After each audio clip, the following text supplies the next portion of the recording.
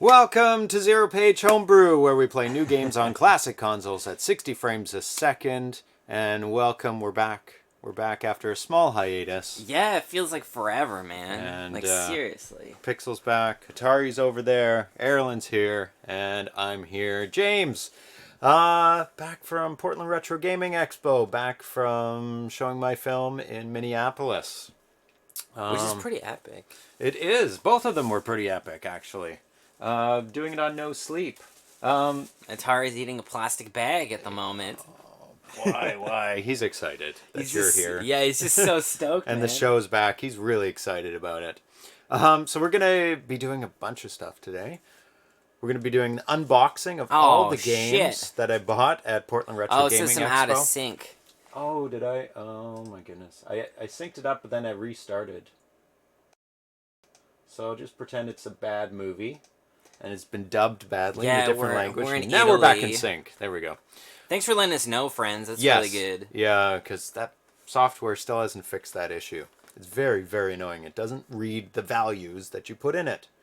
When you change the values, then it reads it. That's so ridiculous. Terrible. It does the check at a bad time. It just actually doesn't even do the check. It's terrible.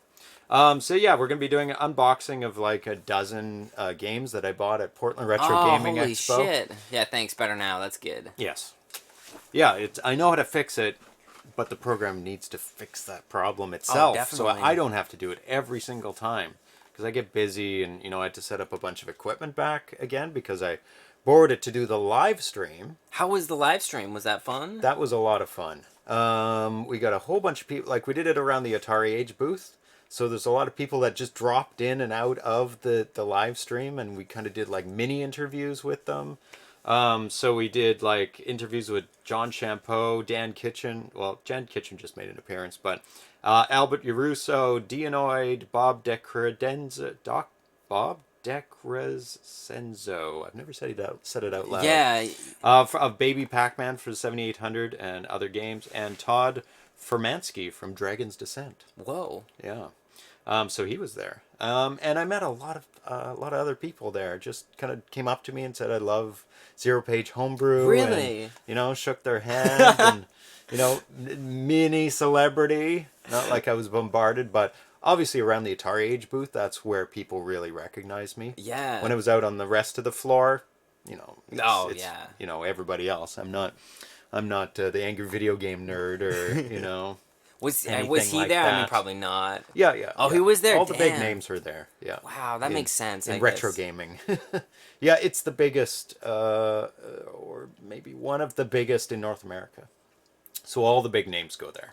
Yeah, all the old school programmers and all the YouTubers, myself included, I guess. Yeah. I don't have a panel because Someday, James. Maybe someday I'll talk about. I'll put together a panel for Homebrew and the whole Homebrew scene because especially for Atari 2600, I haven't seen a panel on that. Yeah. I've seen a lot of Homebrew panels for say NES games because maybe that's a bigger draw. Even though I think 2600 is a bigger scene Homebrew than NES, only because NES games take a lot longer to make because it's just a bigger thing. Versus it feels like such a range when it comes to the Atari games of like these very small one-button games to like, Galagon. Exactly. And take a look at that. Ah, shit. The Galagon t-shirt. I'm going to stand up a little bit. Yeah, just so everyone can see. There it is. One of 12 made. Oh, man. So very exclusive. There you go. Champ.games. You can't really see it. So, Champ Brothers printed off 12 of these just to sell at Portland Retro Gaming Expo. I was lucky enough to get one. Snag one right before. They almost completely sold out. Galagon did sell out. That makes sense. I mean, how could the it first not? day. Oh, God. Like almost right away. How many cartridges did they have? They had 50 boxed copies. That's good. There. Obviously, they're going to make a ton more. Yeah, after. definitely. But at the Portland Retro Gaming Expo, completely sold out right away. Luckily, I came on the Sunday. Tanya went on the Saturday and picked up all the games because I knew that. Tanya's a homie, thank God. Yeah, so she went down and did some scouting, and I gave her a list of things that I wanted. There it is. You're in the club, James. S. Ramirez got a copy of the shirt as well. Someone wants to know what the games we're playing. The games. Yeah, we're gonna be playing 2.5 games. Okay, cool. We're gonna be playing. Actually, they're both exclusive. Oh, jeez. I mean, all on top of all this, they're two exclusive games that have not been put out yet. Venture Reloaded, which is a 2019 hack, but it's almost not a hack because it's been so altered from the original 2600 game that it's almost its own new game. That's pretty epic. I like that. Yeah, and this is the final release of it. It's by Jeff Johnson, aka Omegamatrix. I don't think his name has ever been put out there yet, but it was on the card at the Atari Age booth. And Flop Band 2600, and this is the world exclusive premiere work in progress of this game. So this is nobody even knows about this game. I don't think he's talked about it. I don't want to get his name wrong because it is a Portuguese name. João Calby, but he said call him John. Okay. Thanks, John. Because I had to look up this, and it's Joa with the squiggle over it, and then an O. Yeah, good luck. Yeah, but it's a beautiful name, but João. Like, I would have never guessed that. I had to look up pronunciation guides for that name, and like a YouTube thing, like you press play and somebody pronounces it. I would have never guessed that.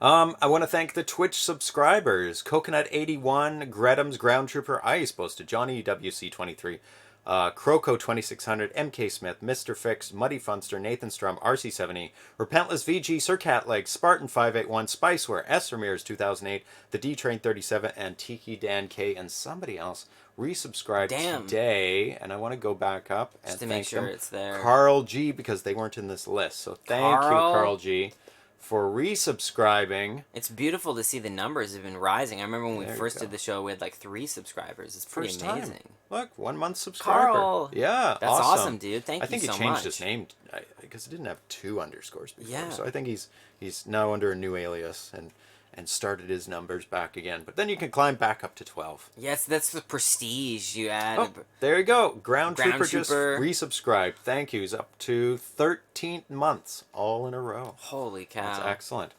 Omegamatrix did other trackball hacks. The other trackball hacks. And you're right, exclusive can be a real mixed bag. Yeah, it can be.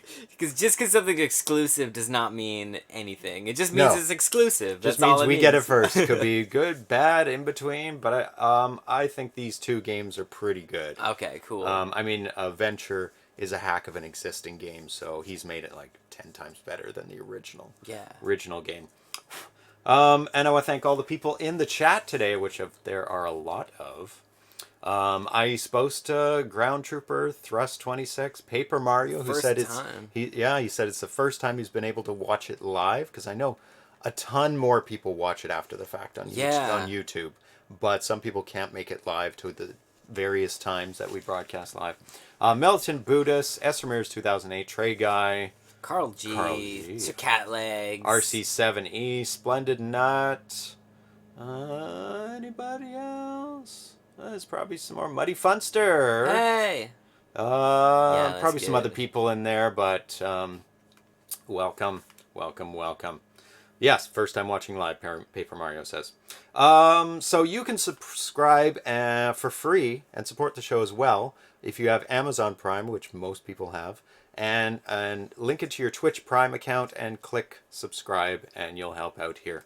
He says he watched your YouTube for a few months, but this is my first time live. Wow, thanks for joining us live. Yeah, and also thanks for watching on the YouTube. What is that first thing beside Founder, 8-month subscriber. Founder? I don't know what that means. Good at being a founder then. Yay! A founder of what? What does it mean? Yeah, maybe Muddy Funster, let us know what founder means. Founder of what? I don't know. Yeah, we'll find out. Okay, yeah. So Champ Games launched their own website now. Really? It's under champ.games. We're going to take a look at that. He's been there from the beginning, an early subscriber. That's very possible. Maybe. Founders of the first 24 subscribers. Oh, that's cool. That's the first time I've seen that, though. Yeah, same deal. Maybe they just put that in. I have no clue. I love it. I have no clue. Oh, and Ground Troopers got one, too. Nice. Maybe this is like a new thing Twitch just implemented. It's really cool, actually. Because in all honesty, I've never seen that before either. For sure. And it makes a lot of sense that would be how it goes, the first 24. Wow. Yeah. So let's take a look at Champ Games' website. That's cool. Just 1 second. See if I can get this up and going properly. Yeah, there we go. So this is their website is at champ.games. They'll be, giving information about It's a great their URL. new games That's coming. wonderful. Yeah. And this T-shirt, they're going to be printing up more of these. They they did have them at the booth, but just a very short run. Yeah. They did print some Wizard of War shirts as well, but there's a printing error, so they couldn't bring them. But they'll have Wizard of War shirts as well. So they have a blog about Portland Retro Gaming Expo. That's a great photo, too. Yeah, that looks like stock footage. Stock photo. So they list all their games: Galagon, Wizard of War. Yeah, now that definitely looks like a stock photo. Spelled incorrectly, so they're gonna have to fix that. Both released a couple days ago. Wow. Mappy released 2018, Super Cobra and Scramble released 2017. I'll have to put release on the Ladybug one there. And coming soon, Zookeeper, which they had a demo. How did you get to try it? Oh my god, I had no time. Yeah, We'll get into that. But he had a really fully realized working demo of it, because before he just had, things running around, but things couldn't interact with each other. Yeah.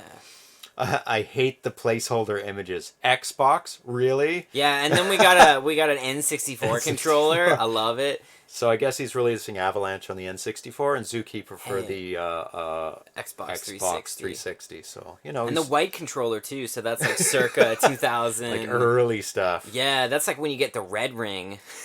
He'll change that for sure. Yes, of course. I mean, they just put this up. It's great to have something thrown up there. Yeah, I don't even know. The first one looks I'm supposed to talk about this yet, but it's up. So too bad, their fault. It's on their T-shirts. Yep.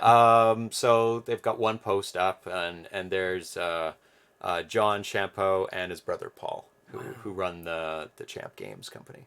I didn't know they were brothers. That's very cool. Yeah. So Paul's the older brother, but just a little bit. And then there's I bet John. they grew up playing games together and all that stuff. Oh yeah. Man, that's cool. So that is very, very cool. Oh, you can see it in the reflection. That's awesome. So you can keep up to date on their new games coming out there, and info and blogs. Lots of fun. Portland Retro Gaming Expo. I came in from the film festival I was at in Minneapolis, Minnesota, where my film showed and to great success, almost a full theater, which is awesome. Incredible, man. Yeah, everybody's coming up to us and talking afterwards and saying what an awesome film, which is always nice to hear. Yeah, the nightmare is that you'll show up and there'll be nobody there, and then they'll all just like leave, and there'll be one awkward person who's like, "So, was it fun making the movie?" You're like, "Yeah, okay, I'm gonna go and drink." Yeah. We've been to a lot of these festivals, and it's a mixed bag, but this one was really awesome. And this is a big film festival too, which is amazing. Yeah, it's like almost 2 weeks long, 2 or 3 tracks running every day of films. Mm-hmm. So it's a pretty big festival, and we're treated like rock stars. Yeah, as you should, man. Yeah, because our film was the spotlight film. So it was highlighted, and he talked about it in all the interviews, like the festival organizer. And he said it was one of his favorite films of the whole festival. And that's pretty good, being out of 120 films. Oh, yeah. And this is the last, festival that we'll kind of play it in. And you probably go to, for sure. That we'll go to. Yeah, if you get into others, I mean, why not send over the DCP? But yeah, it's like... There is another one in Columbia in December, but unfortunately we won't be able to go to that one. And there might be one scattered here and there, or we'll be doing non-festival showings of it in Yeah. schools and stuff like that. But it's kind of we've done a year of festivals, and so it's done. Yeah, you now. gotta kind of move on to other things at a certain point. The 'Cause, next films, right? yeah, financially it's tough to like fly out to every place Yeah. that plays it. It's just at a 'Cause- point it's not a good investment. No, it costs like you have to pay for the airfare and the hotel. Sometimes they help out. Sometimes And they don't. you can't work, so Yeah. you're taking away time that you could be doing other stuff. Yeah, but it's part of promoting a film, Absolutely. just like going to these Portland Retro Gaming Expo for the developers. It's fun for them, but it's also promotion for them, Yeah. and it's fun for the people that go to them to meet the developers behind it. So what happened is my film showed the night before. The Saturday of Portland Retro Gaming Expo, and before that I was like, oh well, I just can't make it. That's ridiculous. It's showing the night before. I'm gonna have an after party, whatever, and I can't go to Portland the next day. But I was able to make Portland, at the sacrifice of sleep. So I had 2 hours sleep because I had to catch the earliest flight to make it into Portland. So I had to be up at 3 a.m. In Minnesota time, which is 1 a.m. Portland time, on 2 hours sleep, and 4 hours sleep the night before. So I only had 6 hours sleep over 2 days. Well, 3 days total if you count, both ends. So it was really brutal because I can't sleep on a plane. That's off the charts, man. So I was running on empty at Portland, but I was able to keep it up, keep it going. But it was tough, like being chipper with only 2 hours sleep. Oh, Atari. Sorry, Pixel. Stay down. Pixel, buddy. So, but I made it. Got to the Portland Retro Gaming Expo at about noon. It starts at 10 because I got to the hotel and dropped off all my stuff. With no sleep. Pixel, buddy, what are you doing? Come on. Dude, Pixel's just like jumping up. He's just really excited. And then I had to set up all the equipment and test it, make sure it's working, and pay for the Wi-Fi there. It was $12 a day, and that's for the low speed Wi-Fi, which is 3 up and 3 down, which is totally adequate. Yeah. It's good up. Yeah, it's great up. I'm glad they had 3 up because they know people are going to be broadcasting. Yeah, that's very right? smart. I remember when I used to always upload everything at the university because the upload speeds were insane. Yes. Psst. No. Hey, be good. Come here. Pixel, we're trying to do a show, buddy. Yeah. And then, we started the stream for like 10 seconds, and laptop battery issues. It just drained it completely, broadcasting it, because it's just a laptop. It's not meant to be broadcasting and streaming it for like an hour. It's just too much work for it. So we had to plug in, and luckily Al had a big long extension cord, so we're able to. Of course, Al does. Yeah, so he hooked me up, and so we were able to plug the laptop in and keep it going. And we did an 1.5-hour stream from there, and I just posted it today, last night, this morning, something like that. Yeah, I saw it online. I haven't watched it yet, but I saw it like appeared on my feed. Yeah, and like I said, we had a bunch of people just hanging around and did impromptu interviews and talked to them. So John Jampo, Dan Kitchen, Albert Uruso, Dianoid, Bob DeCredenzo, and Todd Fermansky. So you can watch that and listen to what they have to say about their games. And we did a proper, also recorded interview that I'll be editing with Dianoid about his games, Amoeba Jump and Tower of Rebel. That should be a lot of fun. So that was the problem, is that we had to plug in. And also the laptop is not super powerful, and I didn't have a lot of time to tweak the settings. So the broadcast through Twitch looks like it was sacrificed, and it got down to like 3 frames a second, 5 frames a second, something like that. But the one on YouTube, I believe, is perfect. Totally it's fine. 30 frames a second. Yeah. So if And you that's want where to, most people will probably be able to watch it anyways, and that's the archive and all that business. yeah. So it's up now. You can go check it out. And also just before I left, I published Dan Kitchen's interview from last Portland Retro Gaming Expo because I was waiting on. Oh my god, that cat is out of control. Dude, he's hiding where a really lot of excited. cables are too.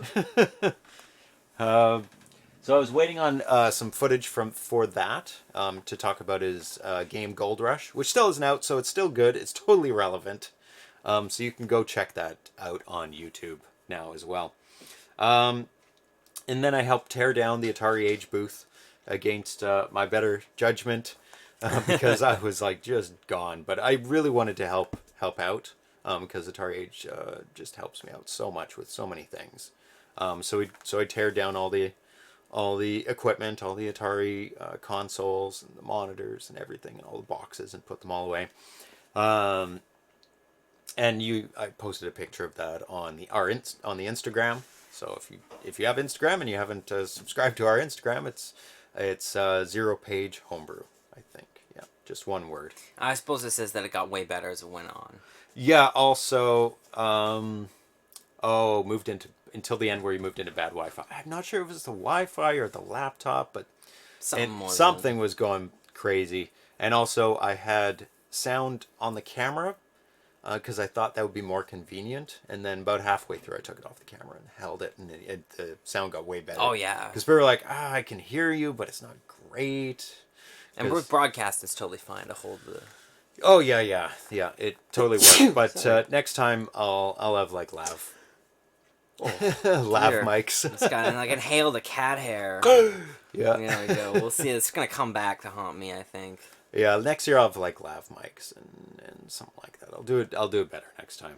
But I was just it's also so hard. rushed. Yeah, if you had even one other person that could like you know, you could even just say like do this, like it will probably make it a lot easier because it's pretty much you on your own with Tanya, right? Well, Tanya was bearing the brunt of everything. She was carrying an open laptop in one hand, in one arm for an hour and a half. Oh, she's in hero mode. Yeah, and moving the tripod in the other hand and getting the framing right. So, oh my God, she was dead by the end with just one arm, like carrying an open laptop, and that laptop's not super light, it's not super heavy. I'm glad you liked the stream. I supposed to because it was a lot of work. It was crazy work. And then I went out to dinner after that against my better judgment again. After 48 hours of no sleep. Well, 72, I guess, with 6 hours sleep. We went for pizza. It was amazing pizza and a really great chat with them. They're amazing guys. Got a lot of inside information that I can't repeat. Of course. Games coming up. One of the benefits of doing the show, right? Exactly. I bet people, were stoked to talk to you about that stuff too. And yeah, they really appreciate what we do here, That's which is really nice to hear that they like that this is a home for their games to show off their games. So it's a good good mutual benefit kind of thing, good cooperation. It's great for everyone, the community. Like everybody benefits from everyone cooperating and having central points like the Atari Age Forum or this show to bring everything together, to see each other and chat in real time and see new games. It was amazing. Yeah, and the cables, like God, and the power cable too. Yeah, it was true hero mode. Yeah. So, and a Kickman prototype was found a couple days ago for the Atari 2600. And it was released by Dutchman 2000 and Thomas Jensch. Whoa. He fixed up the code so that it was able to be played because it was just over the size, like by 2 bytes of a normal ROM size that you can play, and he just fixed it up, and now we'll check that out at the end of the show, probably. Okay, people cool. Remind us if I forget, because it's not in my show schedule. Yeah, what is it called again? Kickman? Kickman. Okay, cool. Yeah. I'll try to remember, too. Yeah. So, I think let's get to the next thing, which is unboxing. Yeah, we got a lot of good stuff today, man. Yeah, so, is there anything else you want me to know? Yeah, there was, but I don't see it. I'm going to go grab, or is it in here? No. I think it's in the other room. I'll get it. Okay, cool. 1 second. Yeah, I've just been hanging out at home. I was looking after James's cats, which was awesome. And like I feel like we've seriously bonded at this point, me and these cats. I ended up like bringing a friend over at one point, and the cats were just staring down my friend, just being like, "What are you doing here?"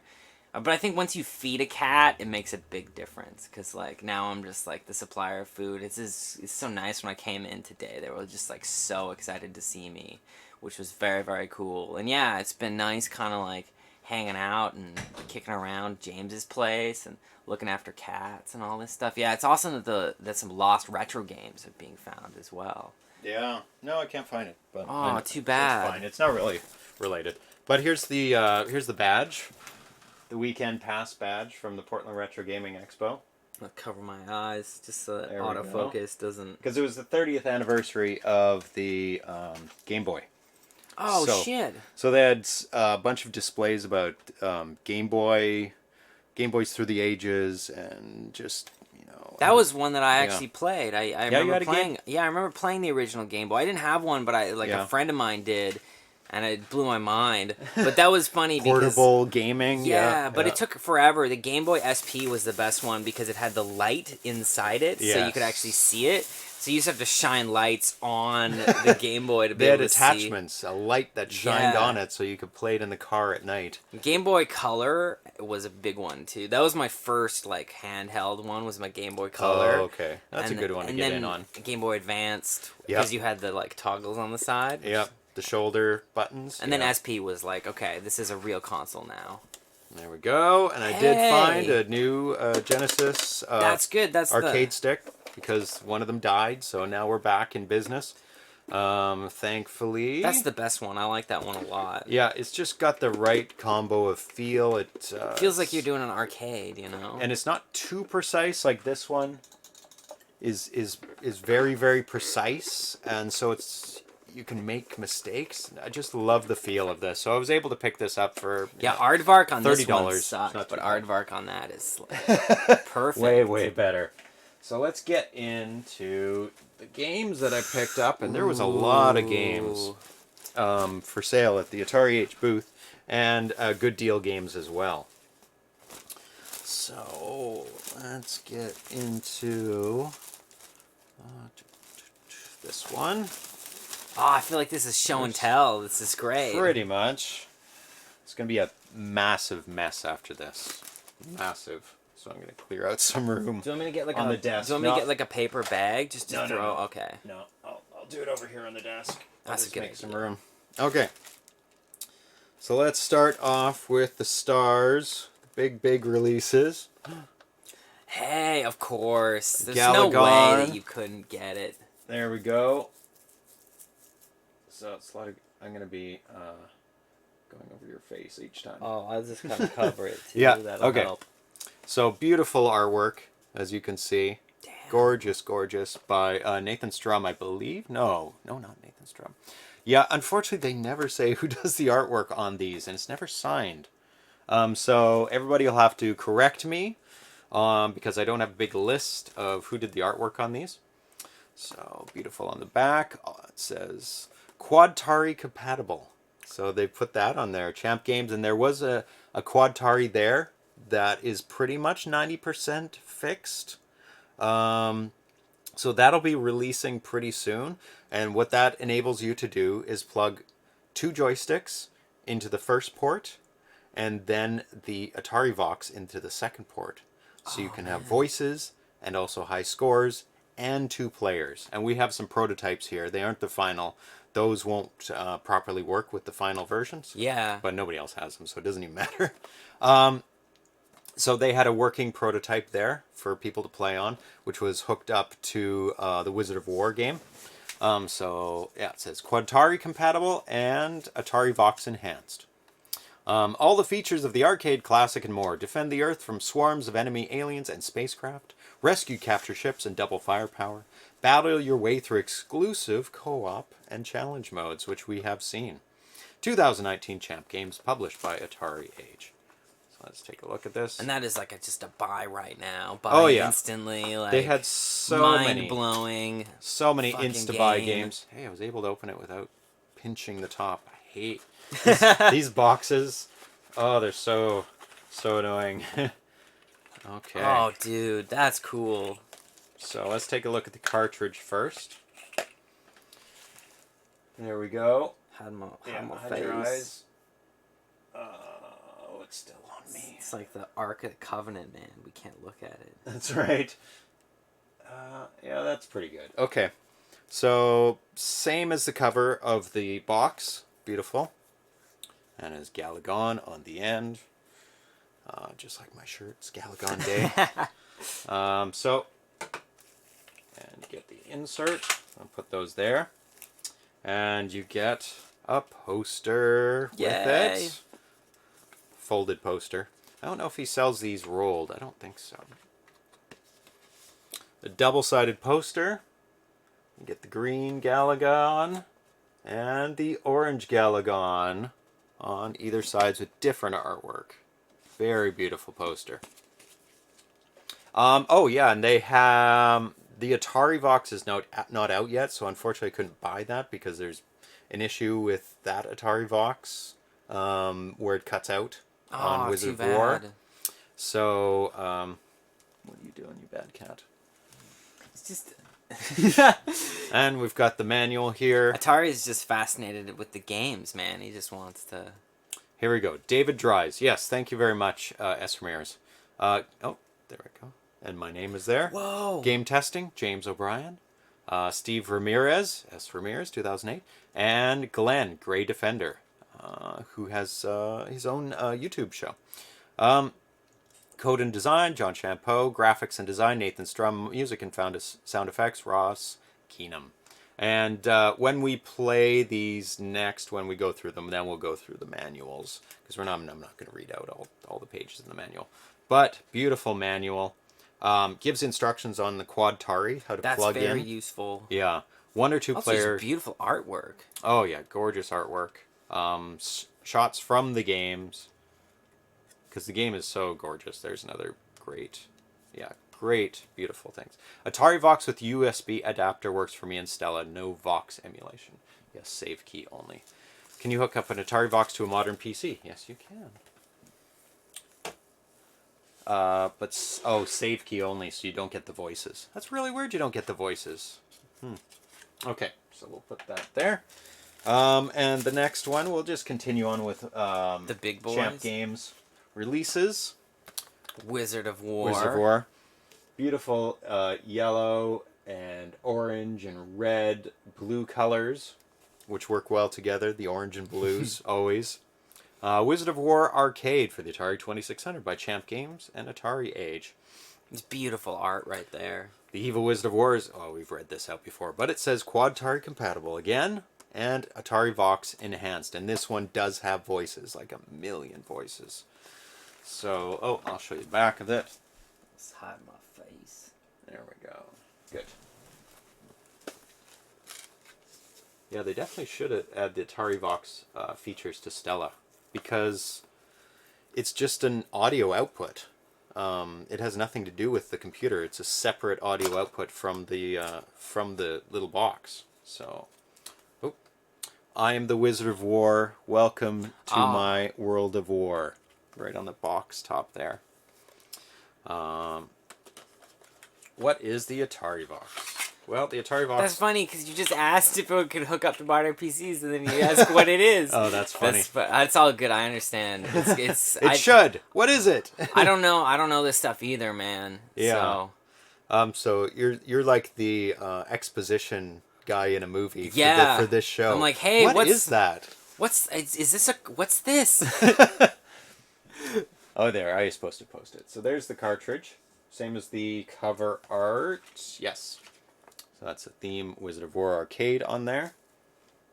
What a mess. Yeah, I'm the fish out of water, so to speak. That's right. It works well. And you get a poster with this. Single-sided poster with the cover of the box. Beautiful. Ready for hanging. Yeah. And it's really good artwork. Ready for putting tacks in the corners and rips as it accidentally gets ripped down. And the manual. There you go. Same as the cover. Because I guess you can't save, right? With the Atari Vox, you can save. So that's what they're talking about with the save key business. Yeah. So There's so much possibilities you can do with the Atari Vox, like the save keys. One is high scores. Yeah. One is saving your game, which not too many things do, but Penalt will, because it's an RPG, so you can continue and Will come be back essential. to I it. can't wait for Penalt, man. Oh my god, he's moving so fast on it that it's gonna come pretty soon. I would say middle of next year, maybe. Yes. RPGs is my shit, man. I love Yeah. RPGs. And also, if you think about that, if you can save your game, that means you can continue your game. Say they can put out Penalt and then Penalt 2, the sequel, and you bring over your character Oh, that's badass. from the first one because you just use That's this. like Baldur's Gate to Baldur's Gate 2. That's right. So you can just keep your same character and continue the adventure on the second part of it. And so Yes. he can use the same engine, right, as the first game. Just make all new lands, all new monsters, but the same engine. I want And get out the game quick. I want too, 20 right? Penalts. That's right. Just continue more. So there's like a little story in here with some great artwork. We won't read these. We'll read it. Like I said, we'll read it when we play the game next. When I Yeah, get Mass Effect Dragon Age, absolutely. Yeah. That's all the same developers, though. Those guys are the best, man. Beautiful layout in here. Quad Atari compatible as well. Oh, don't worry about the typos, Paper Mario. It's all fine. We know what you're saying. And there's like they did artwork of the different characters. Oh, that's badass. I gotta show this. Because honestly, like, the little pixelated things are like, is this a... Oh, it's absolutely a dinosaur when you look over. There you go. You can see what they actually are supposed to look like. There you go.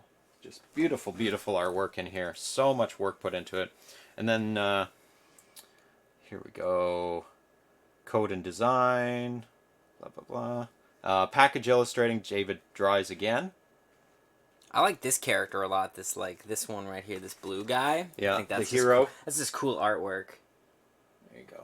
Oh, save key is already included in Stella, so you don't need that extra add-on. So that doesn't help. I was looking for my name in here. It's not in this one, I don't think. No. That's cool that you're in Galagon, though. That's very cool. Yeah, I love that. That's wonderful. If there's anyone to be in, that would be the one. Well, he let us, thankfully, debut it to the world. It was an epic moment. Oh I think my that's God. like, if there's a top 10... It's like a top 10 moments of... that's my number life. one. Like, my that's, life. Like, literally. Like, Atari 2600, my favorite console, my favorite game, and me being able to debut it. And surprise, too, with so dramatic. That was like highlight of my life, and it was captured on video, so... Oh, yeah, okay, so we're going to be looking at Aardvark next. Oh, goddamn, Another that's a huge fucking release. good game, too. Yep. A game for the Atari 2600, and I love the clean covers of these. Yeah, like it just says the absolutely. name and some great artwork on there. Voices be possible in Stella. That would be a lot of work, but see, it's totally possible. Welcome to nature. Guide Oscar the Aardvark in his quest for tasty ant eggs and the most delicious ants hidden deep below ground. But be careful with your tongue, you could get an unexpected bite. Can you clear out the entire anthill before the sun sets? Beware of overstaying your welcome or the spiders will get you. We know that. By Oscar Toledo G, Thomas Jensch, and Nathan Strum. Published by Atari Age. And cartridge, Aardvark, same as the cover, and Aardvark on the bottom there. I heard there's a modern accessory that allows you to pause Atari 2600 games. What is it called? Oh. Is there? Don't know about that. A pause function. I know there's pause built into some games, newer right? games with the black and white switch, which is a great use for it. Yeah, and because some... nobody goes to black and white now, so why not give that one a use? Oh, yeah, we've never seen the inside of this. So I'll take a look at that. Beautiful artwork in there. Huge long green tongue going down. feels like a real chapter ending in some ways, because we've seen a lot of these games develop and like over time, and now to I see them know. on cartridge is pretty special, I think. Yeah, like we put them on the show as soon as they get released. We get to play these beta versions See of them them and test them, refined. and then this is like the final climax of everything is the Yeah. Portland Retro Gaming Expo and Atari Age, and they all get released all at once. And Al wants to release them throughout the year, but he just gets so busy, and then he has to, and then it's such a big. Also, I think it's so special to go and like hand over some cash, hold it in your hands. Yeah. It's the shame of Amazon in some ways, where it just Oh, gets shipped to your some place. fluff there. Oh, that happens. Yeah, I get it. know. It's such a interesting experience to physically go and get them. And then even this, getting to open up the cartridge, it's real. It's something you can Tangible. hold. Yeah, it's not just bits. We got thanked in the credits here. Special thanks to James Earl O'Brien and ZeroPage Homebrew. There Yay! you go.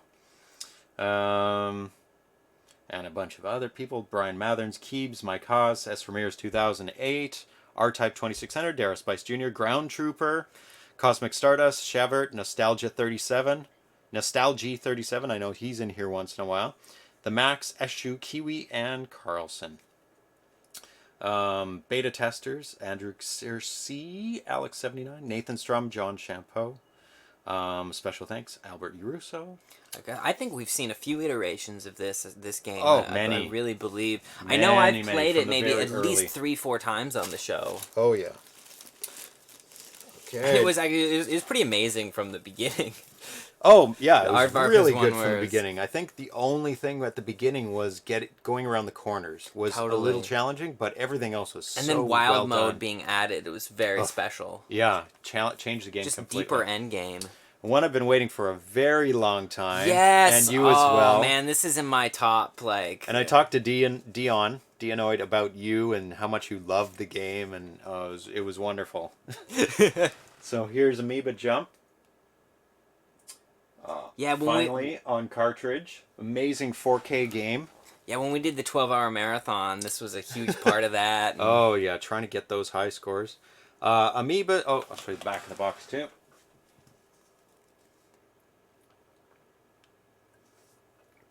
There we go. Amoebas have a bad reputation, which is totally unfair. Almost all these single-celled creatures just like to eat bacteria, not brains.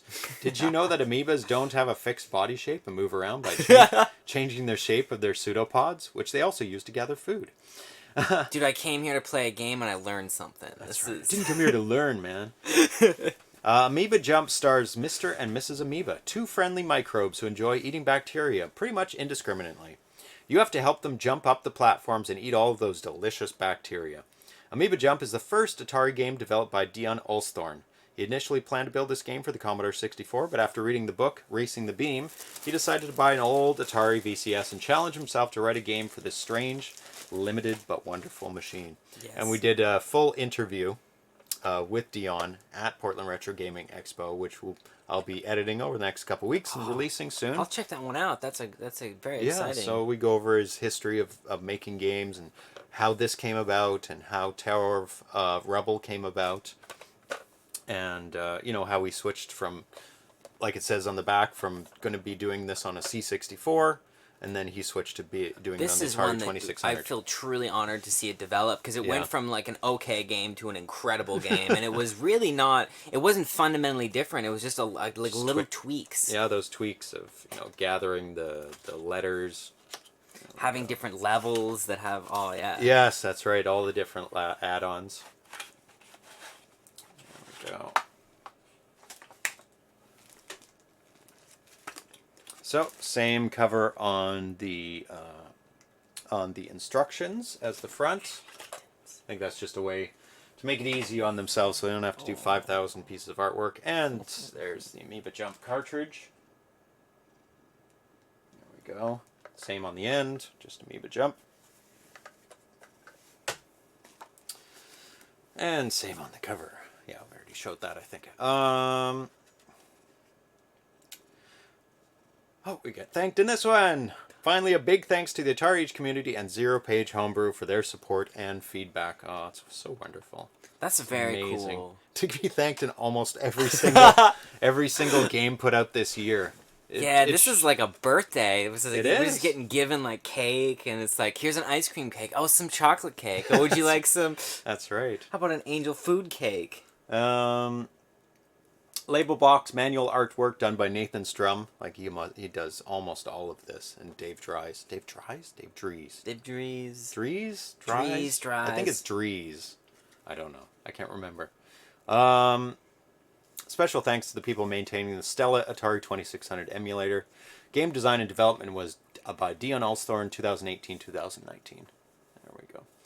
Good stuff. What one shall we do next? Let's do an old school one that I wanted to pick up for a while. I don't know this one. No, I picked this up because only a couple of the games on here are available to download. I think we played Bellhopper. We played Bellhopper, which is amazing. Don't think we played Santa's Scabs or Christmas Adventure. I think we played Naughty List, but I'm not sure. This is The Bite Before Christmas. It was put out in 2011. That's a good name, by the way. Yeah, and beautiful packaging. Look at that. It's gorgeous. Like a present. The games contained within this box tell the story of Christmas that almost never was. A Christmas that was saved by the hands of a few good people who stood up to an evil army. Story of their bravery has never been shared with the world before until now. Read of their deeds and step into their shoes that one fateful night before Christmas. And I think I bought this because it had the box available for it. And it doesn't say who did all this because there's probably a lot of people who did this. The Bite Before Christmas. Yes, it is a play on words on The Night Before Christmas. Yep. Which is a poem. And this is The Bite, which is obviously to do with programming and bits and bytes. All of those things to do with geeky things. Arena Foot. Thanks for joining us, man. On your lunch hour. Oh, you get to see an hour of this. Excellent. Hey, you get to sneak in, buddy. Thank you. There's the front of this. I mean, this isn't new. People have seen this before. Wow. So we'll be playing this as well because we've never played this. Maybe I'll keep it until Christmas, around Christmas time. Smart idea, man. Yeah, I think I'm kicking around this Christmas, so we can come and play. I just bought my tickets for Star Wars, so I'm gonna go see that on the 20th. Don't encourage them. That just makes them make more films. Yeah, we're going to see it on December 20th at 4:20 because we feel like it's the most stoner movie of all time. Especially that new trailer. It's just running, screaming, J.J. Abrams style. It looks pretty. Lots of flares. Flares and flares. just shouting, just running. Running and shouting. That's what people want. That's all a movie is, right? It's just running through beautiful places. Yep. As many places as they can pack into a trailer. Next one we'll do is A Roach in Space. Oh, this is a great one, man. This is a cool developer. I like this guy. Yeah, VHZC, one of my favorite developers. Yeah, and he's got such a distinct style, man. I think he's, to me, the most stylish developer I've really seen in the community, where it's like every game has got his own stamp. It just feels like... it's him. Yeah. It's like endless variety of enemies and levels. But they're kind of all in the same zone, you know? It's pretty cool. Oh, hey, buddy, you're here. Oh, man. Fuck yeah, There you go. Hey, VHZC. There we go. There's the back of it. This is Roach in Space, shoot-'em-up action developed by Vladimir Zuniga. Game program for the Atari 2600 video game system. After a failed space experiment, not a science experiment, a stranded roach is coming back to Earth, but space is a perilous place. Fast-paced shoot-'em-up game, 40 enemy waves, multiple bosses, power-ups, 2 difficulty modes, distributed by Atari Age. Yeah, the Atari is a little like the Medusa sometimes, man. That's right. You get. It's too much to handle. You get pulled in. Oh, and I saw the Joker. So we can discuss we can talk about it. Badass. As long as nobody else minds. Yeah, we'll do it. And while we play these games. Yeah, sounds good. The new games coming out. Star Wars tickets. Yeah, I just bought some because they just came online. Oh, look at this comic book. Oh, that's cool. Comic book style. That's very, very cool. They did kind of some comic books back in the day with Atari Force. Is that what it was called? And so there was like 4 comics I think they did 4. All programming, sounds, and graphics by Vladimir Zuniga. Label and art manual by Vladimir Zuniga. So he's not only a programmer, he does all his artwork, his own artwork, everything. Everything in this whole package was him, which is unbelievable because it's all of it's at such a high quality. Like beautiful, beautiful artwork. What? No thanks? No. This is beautiful looking. VZC, I don't see an H in there. You Han Solo'd this. That's right. Did it all yourself. That's VHZC swooped in just in time. Last minute to save the day. That's right, man. And artwork on the cover there. Looks good. Yeah, thrust. Impressive. I could not do that. No, very few people can do everything. Usually people are very good at one thing or maybe... Most things we need... That's why groups of people are so powerful. Yes. I mean, I think of myself as decent at a bunch of things and very good at very few, like editing and producing or whatever. Yeah. In what I do. But I'm able to do a little bit of everything, but that's one thing I can't really do is artwork. Yeah, me neither. I don't have that gift. I can't do that.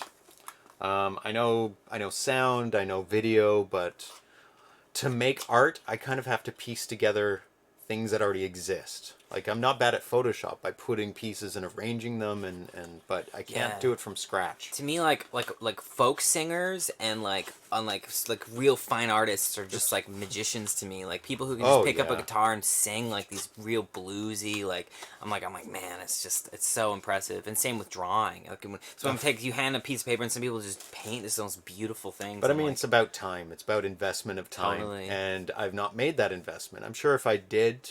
Maybe. Some people just can't do it ever. They just don't have that eye. But I just haven't had the time to do artwork. Dragon's Descent. Dragon's Descent. Oh, I think this is one I've played, man, for sure. We conquered. Or did we? No, we never conquered this. This is a huge game, this though. Is hard as hell.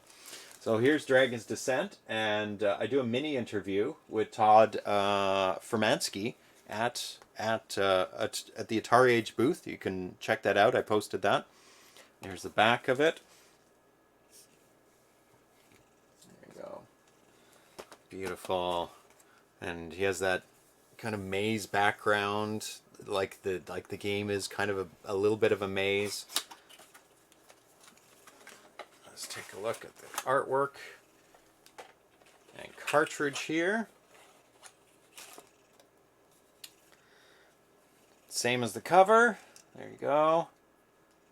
And the end just says Dragon's Descent. I like that. It's the same with programming. Programmers are like magicians to me. It's like, we are. We are, yeah, thrust. I love that the smiley face on Twitch is a robot. Or a panda. Yeah. I like to think it's like a robot panda. Robot panda. That's how I feel whenever I see that face. And great multi-page manual. I love This is a cool game too, man. Oh, yeah. It's a really hard one. And I was talking to him in which you might want to listen to, the game balance, and how he figured out how to balance the game. Remember, it's like defense versus firepower and what to get when. And he helped us a lot when we played it last, to maintain a balance. I think he... like firepower first and then defense and then firepower and then defense, because we were going strong on one and it wasn't working out. I think we were going strong on firepower.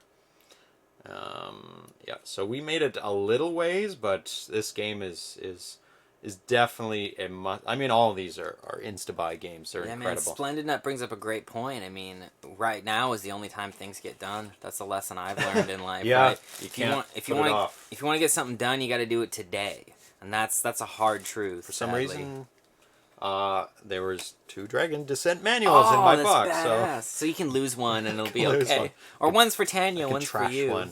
Yeah, that's right. Actually, I don't think she's played this game. Let's see.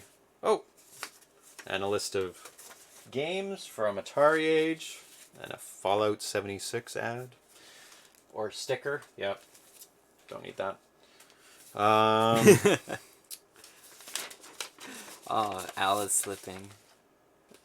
2 manuals, Alice. Or it's a feature. Or it's a bonus, you know? It's a, that's too many of them. It's a prize. He's Yeah. like, he slipped. He's like, He knew. He's like, Or possibly maybe they forgot to put manuals in some of them and they didn't know which ones and they didn't want to open them up. I have no yeah, idea. Thrust, you're totally right. I hope Yes. there's no box without a manual out there. Yeah, because if they went 20 for this, 20 manuals for this, and 20 boxes for this, 20 cartridges, because they assemble them at Atari Age.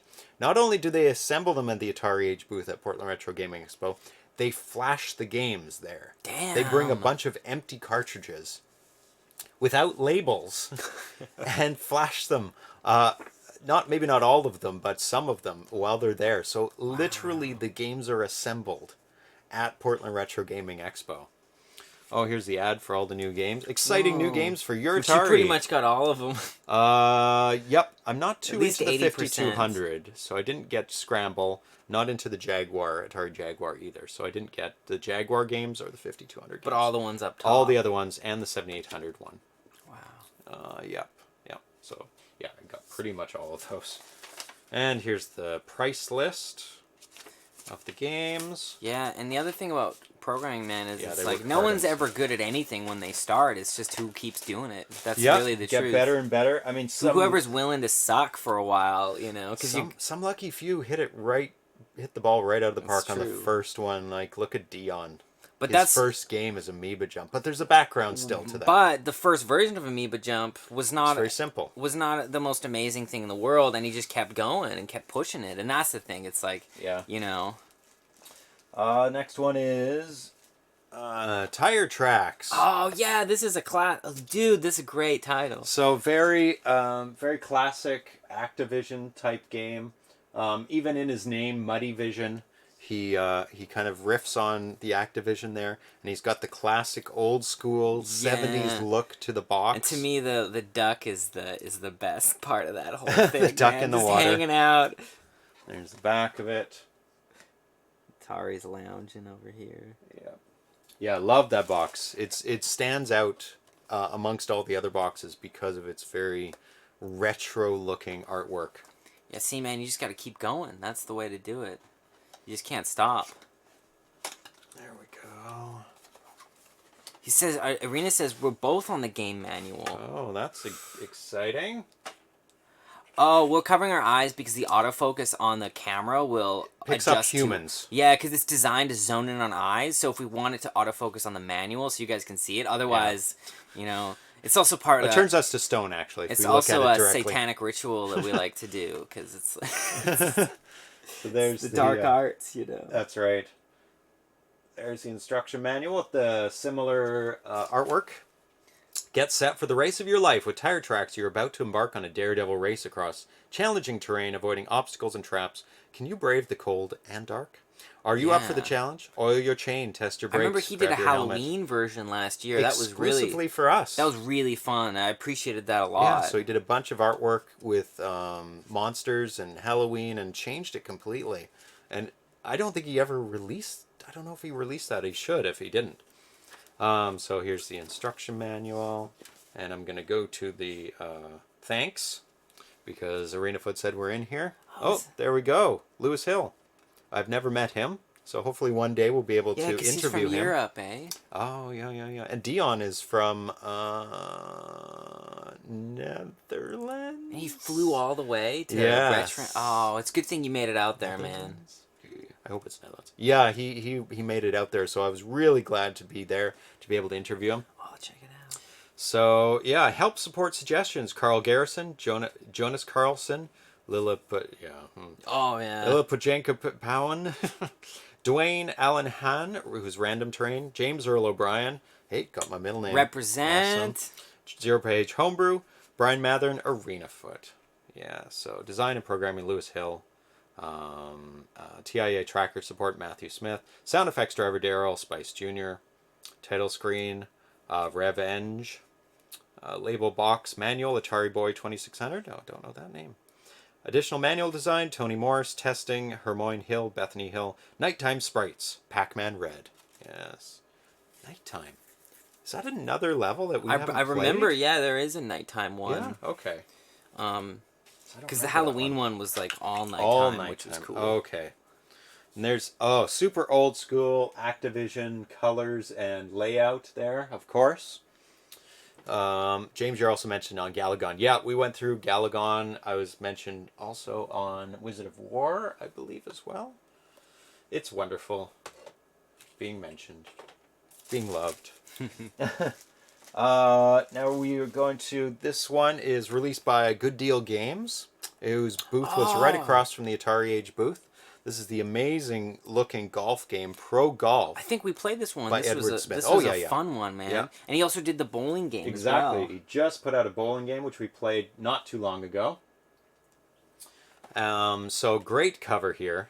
18 holes, Pro Golf, Atari 2600 video game cartridge. Here's the back of it. That feels It's like... got the woman golfer on the back because you can select between a man and woman to This play. totally feels like, you know, in the old bars, there used to be, like, games that you would play. Like, one of them would be, like, shooting. You could shoot, like, bucks and stuff, and there'd be, like, a golf game. The style of this feels like the back of, like, one of those things you'd walk by. And that's true. you'd take a shot, have your beer, see who can, like, you know, do better. Oh, Muddy Funster is here. Oh, my God, this one's giving me trouble.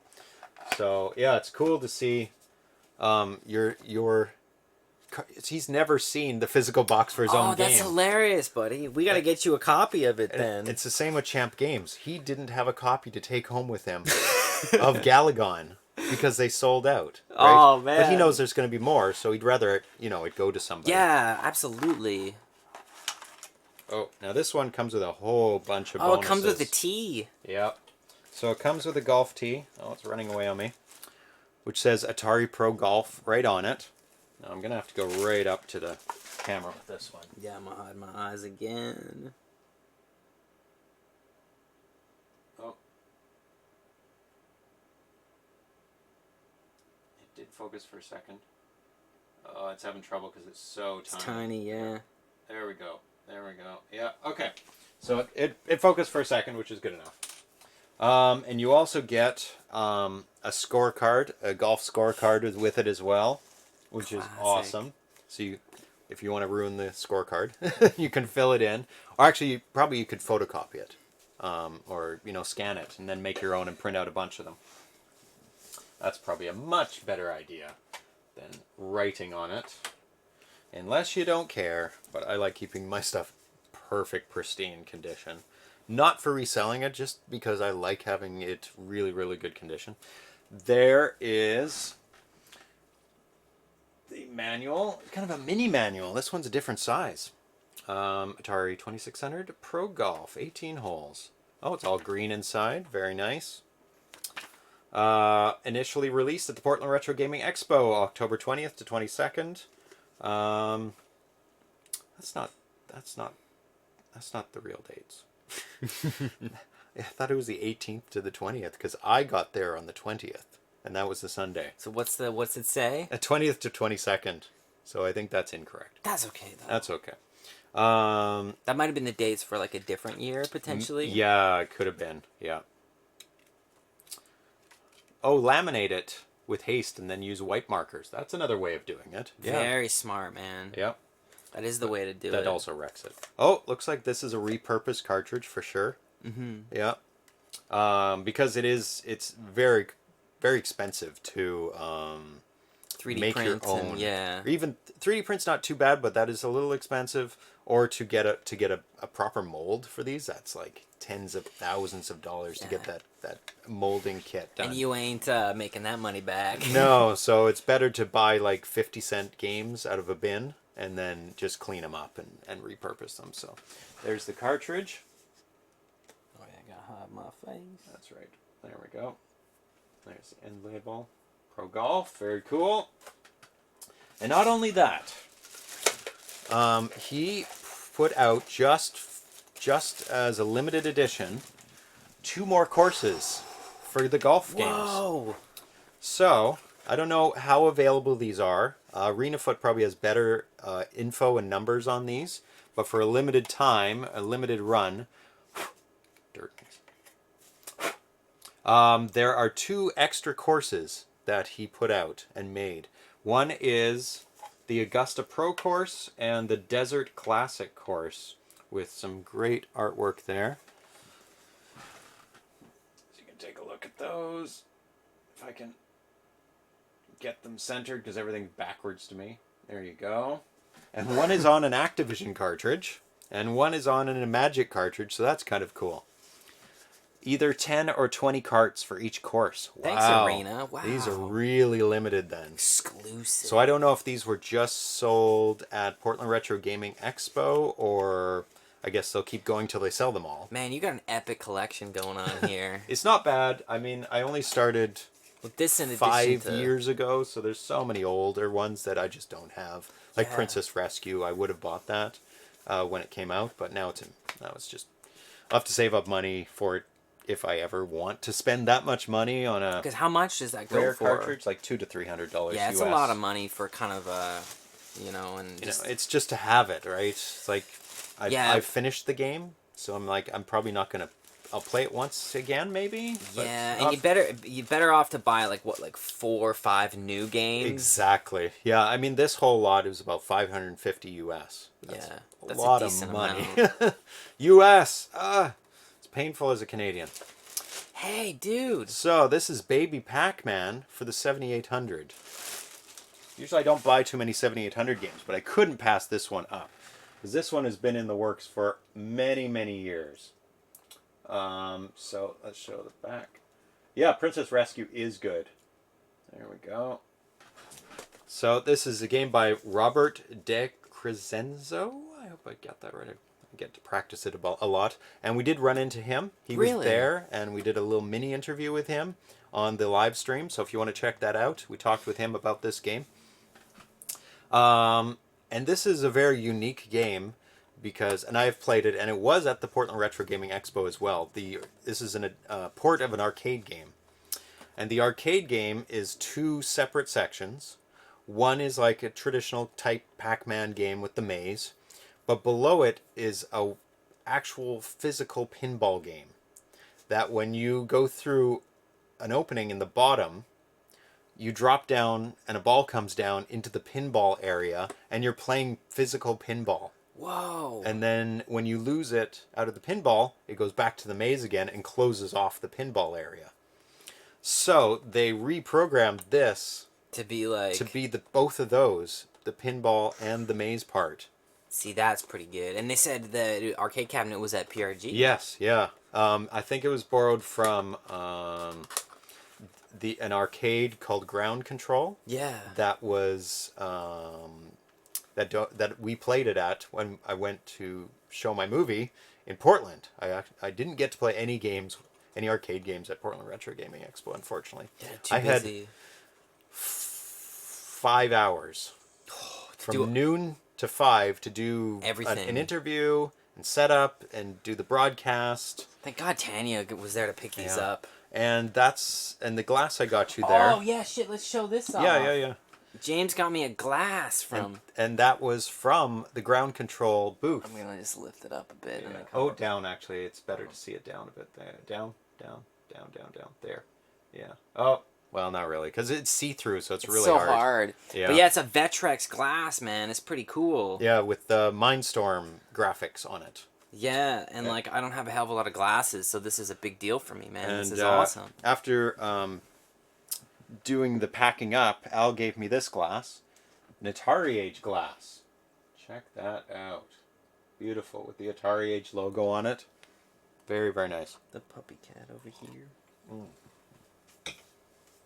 So I'm not sure if they ever sold those Atari Age glasses in the store or if they're for sale right now, but it's very, very cool. So if they're in the store, you definitely want to get one of those.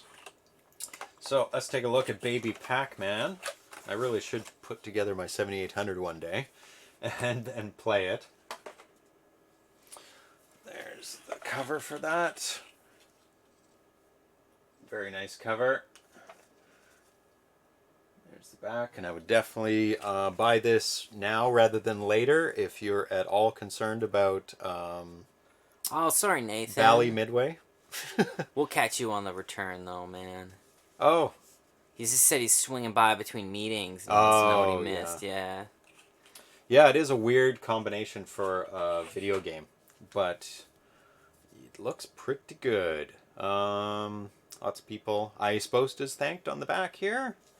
And I'm not into the 7800 I'd seen on the Atari Age forum, so I don't know a lot about the 7800. I'm more about the 2600. But I did tell him that he will be part of the 2019 Homebrew Awards because we've put in the 7800 game. So this will be one of the nominations, I'm sure, because it's such an amazing game. But we'll see.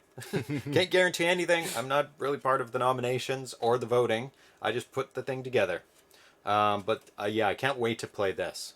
To play the pinball plus the maze parts of it. And there's the cartridge.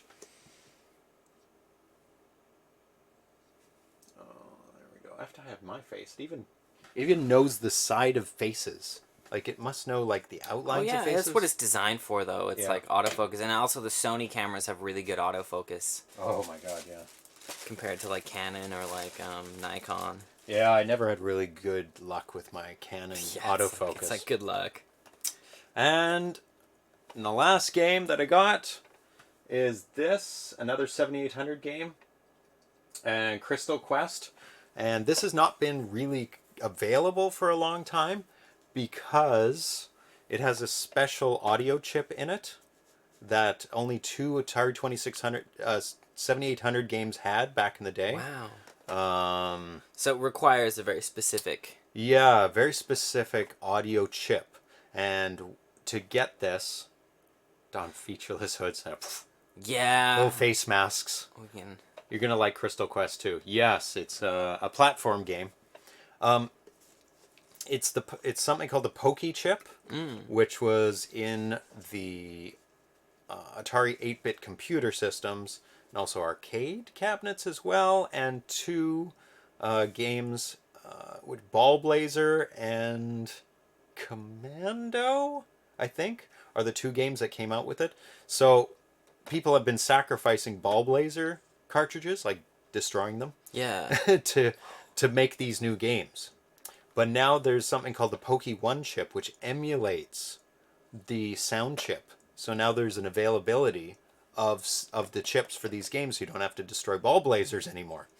And I think it must be below the cost of a Ball Blazer cartridge, because otherwise people just keep destroying Ball Blazer. There we go. Yes, Ball Blazer and Commando 7800. I always felt Ball Blazer was too good of a game to destroy. Yeah, it's sad destroying games to make other games. It's not how it should be. Yeah, 5200s also have Pokies. Yes, and Al Yaruso makes a joke about destroying 5200s to make these games.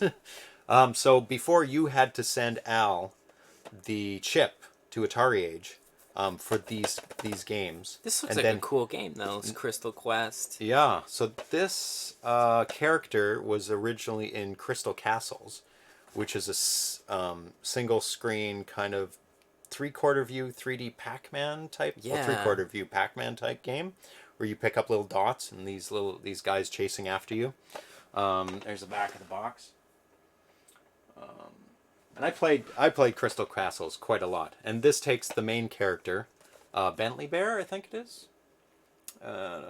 Bentley Bear, and turns it into a platforming game, which I love platforms. And I looked at the video, and I've wanted this game for a while, but he didn't have Pokey chips, and I didn't want to sacrifice the Ball Blazer that I had.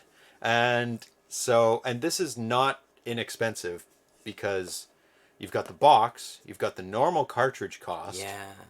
Then on top of that, you've got the Pokey chip. So this is $70 US just for this game. So it is fairly expensive, but it's now available. Like it was not easily available before unless you were destroying cartridges. Yeah. So that. Oh yeah, I'll open it up and take a look at that. And this is not a new game. This is from 2014, but just wasn't available. There was two games that are on my list that I didn't get, which is, I'm going to say it wrong because it's a Russian name, Chettery. Yeah. Chettery means four.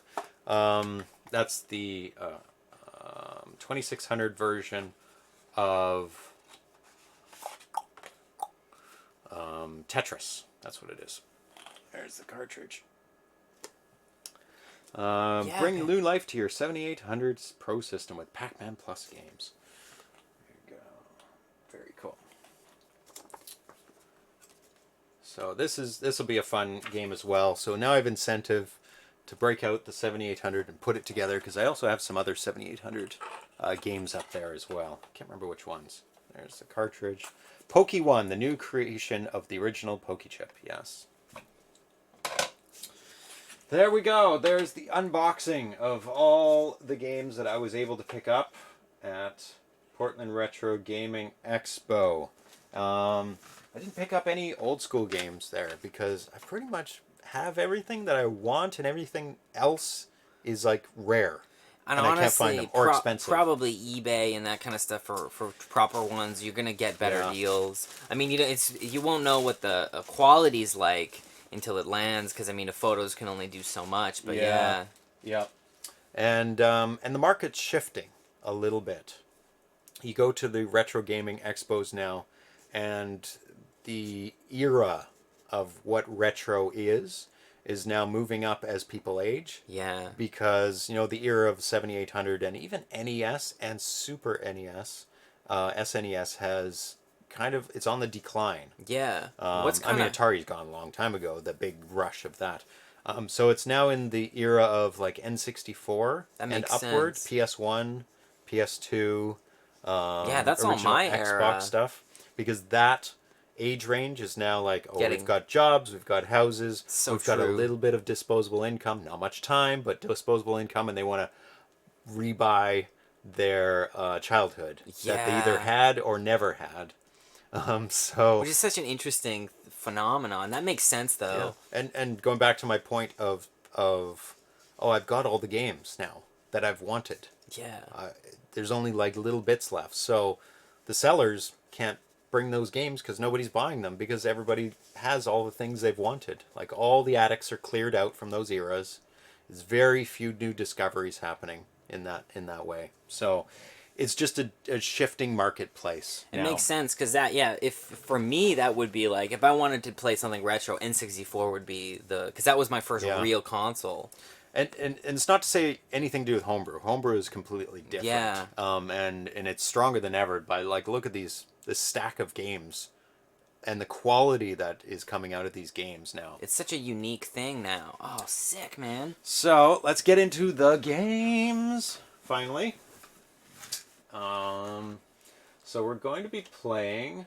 What's the first one? Is a hack of Venture, and Venture's a really fun game. And actually, I should show you a video of the arcade, and then we can play quickly the original Atari 2600 version of it, just to compare it.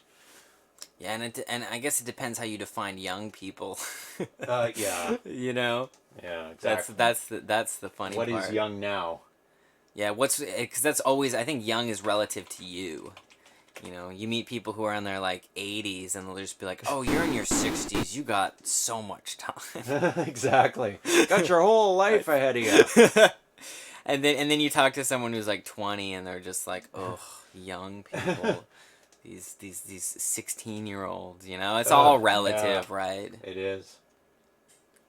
Okay, I think we're good here. Hopefully, this is a good enough quality. Oh, interesting. So let's make that full screen. And then let's switch over to that and take a look. There we go. Yeah, sick. So this is from 1981. This is the arcade version. Make sure it's not too loud. To blast everybody's ears. Sorry, friends. Oh, it's just booting up the system. Maybe I'll bypass that. That's hilarious. There we go. A bow and arrow. So it's got an overworld, like this is the overworld, and then you go in. I don't think they're actually playing. Let's get to the playing. There we go. Now it's playing. It's a bit loud.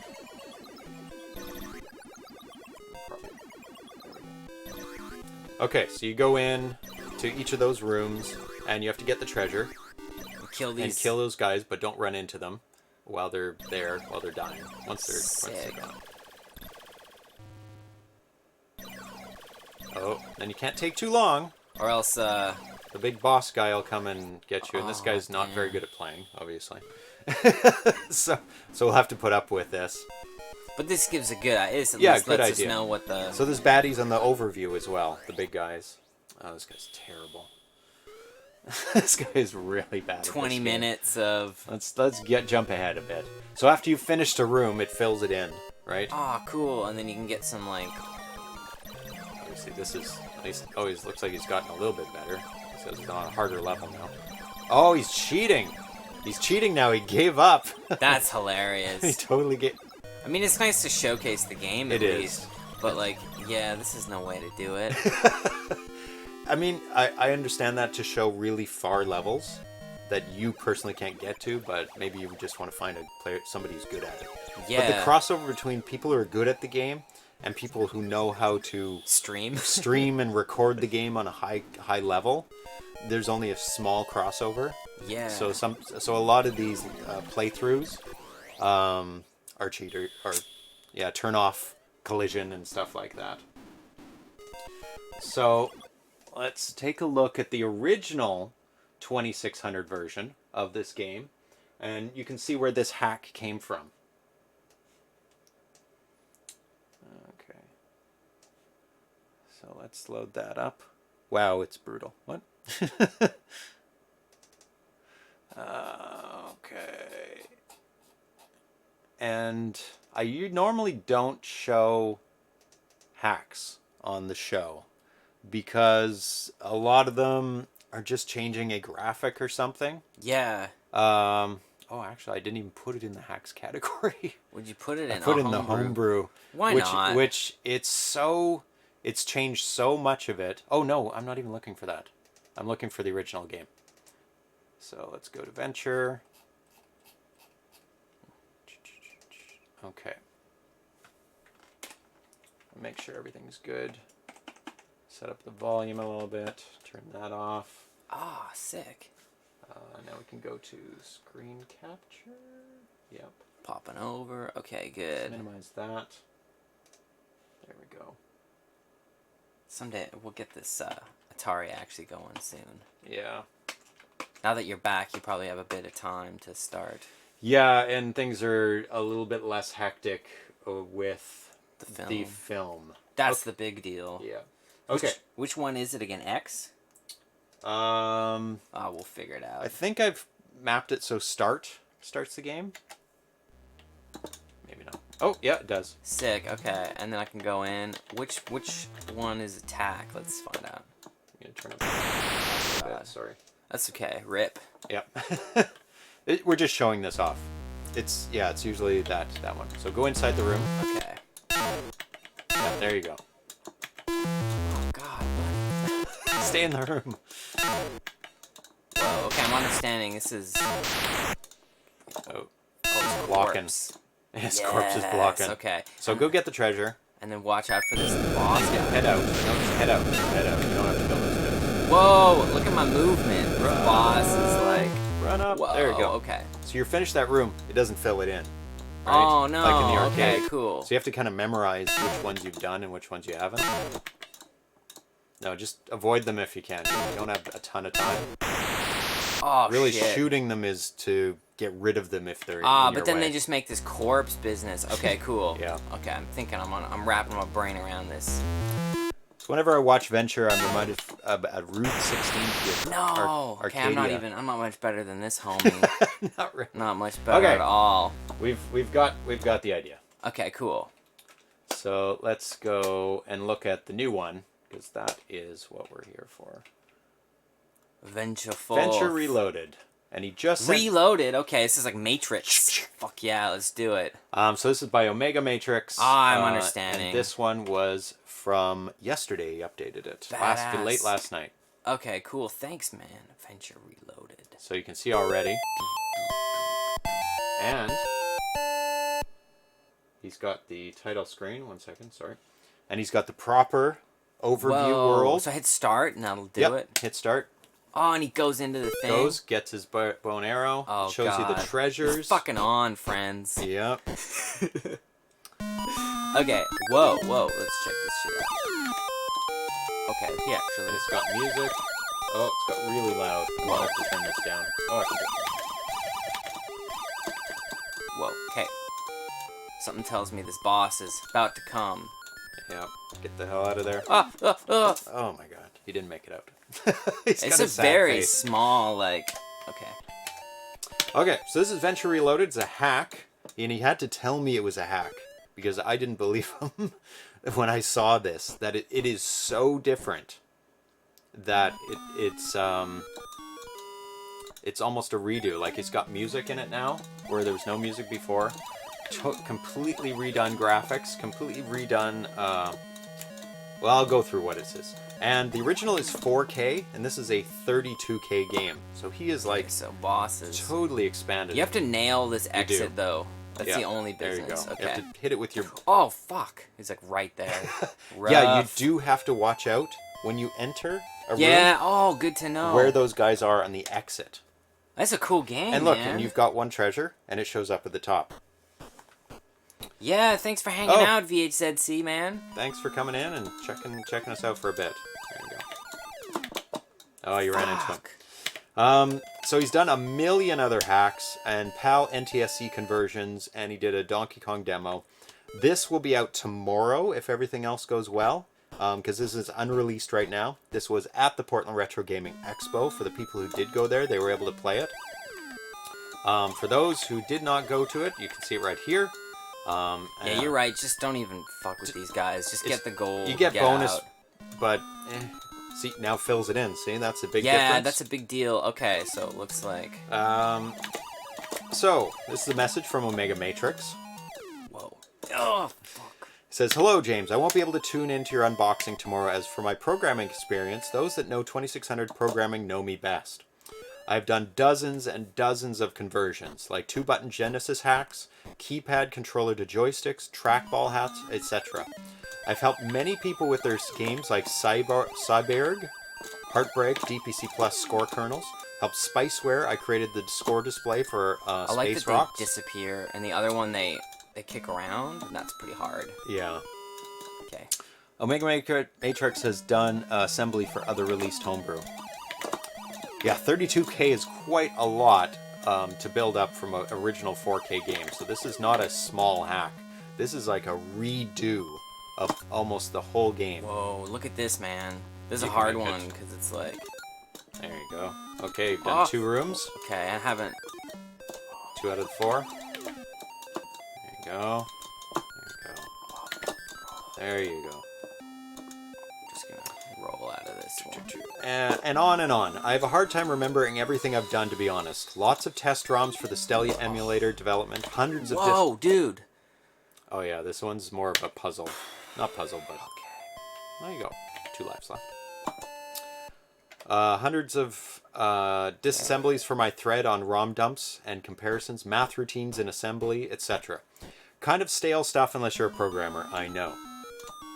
How is 2-button This one's possible? tough to like figure out like how to like even get past this one here. Calby's helping you out. But I've also done 60 new ROM dumps for the community, dozens and dozens of scans for Atari Mania, in-depth ROM analysis of existing games and prototypes. I also have a complete... No. I also have a complete Zellers collection, and I mean boxed and complete. Zellers is special as a Canadian. No, it just takes a second. Okay, that might cool. actually reset the game if you press that. No, I have to hit it to get it to start. Do you? It's No, just the no, ones. No. Because I've... Do you? We'll see. Yeah, check it next time. I don't think so because That's what that is like the reset button over there. That would be terrible to make somebody press that every time you have to start a new life. Zellers is special as a Canadian, eh? Yep. Yeah, Yep. It is true. Okay. Yeah, you have to go up. It's just as There a you go. very narrow little... Don't panic. There's no time limit. Well, there is on this, I guess. When the bad guy getting stuck on the corners. For homebrews, game over. You see. Then if I hit start... Should work. There you go. Now it's a new game. For homebrews, I guess people might remember the 2013 PRGE demo I had for Circus Atari Age. It will be completed one day, but right now I also have 2 other homebrews in development. That's exciting. Ooh. Somebody with this much talent and Okay, buddy. background We're dodging. actually making. So he has. I don't think he's ever made a homebrew game yet. He's helped on a million things, but his own homebrew he has not done yet. So Circus Atari might be the Circus Atari Age might be the first one. That's exciting, man. Okay. Where was I? But I also have two other homebrews in development. I'm keeping them close to the heart until they're more complete stage. Because, yeah, look, if I just hang out, but then if I push... Wait. Oh, okay. He just plays a tune. It takes Oh, I a while. see. I've just been hitting start each time, and Yeah. I just gotta wait around. So he has two in the works, but he's not going to tell what they are until they're more complete, which is smart. If he doesn't need beta testers, you don't want to have people go, "Oh, why is it taking so long?" He probably learned right into it. It is that controller's very sensitive. There are about a dozen or so homebrew concepts that I've done work for, but did not take it much further than the display screen, like my Donkey Kong demo. And I think there's two other Donkey Kong games in the works, so. But none of those have been released yet. Probably fear of the big N coming after you. Yeah, you can always exit. I think it resets them? Yeah, it resets everything. And there's no timer on the overworld, so it's actually smart to exit and come back in. Yeah, it's like one of the potential tactics, so like... There you go. Bonus times 6. Now my next release, however, will not be a homebrew, but another hack of a paddle nature. Cool news, man. Cool, very cool. So it'll be good to see what that is. Especially paddle games, there's not too many of those. And I wonder if it's like a paddle hack of a game that was originally on joystick. Because that helps a lot. Actually, there are 2 paddles per port, so you can do 2 extra buttons. Oh, okay. We need more paddle games. 2600 Circus Atari Age will be perfect. And he's implying that that's not the game that he's going to make for the hack. The timeline for this project was pretty much... Oh, here's a summary of Venture Reloaded. This game is a blend of ColecoVision and arcade versions of Venture. I've never played the arcade version and had to watch YouTube videos of it. ColecoVision, however, was my first game system, and this hack takes a lot of elements from it. I also took creative liberties of my own, such as the death sequence for monsters.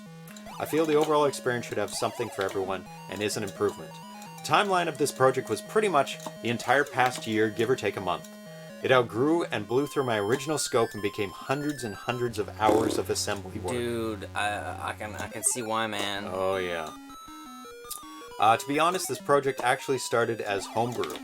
Oh. I'd gotten to the point in development where I had a good treasure screen and a kernel for the zoomed goblin room.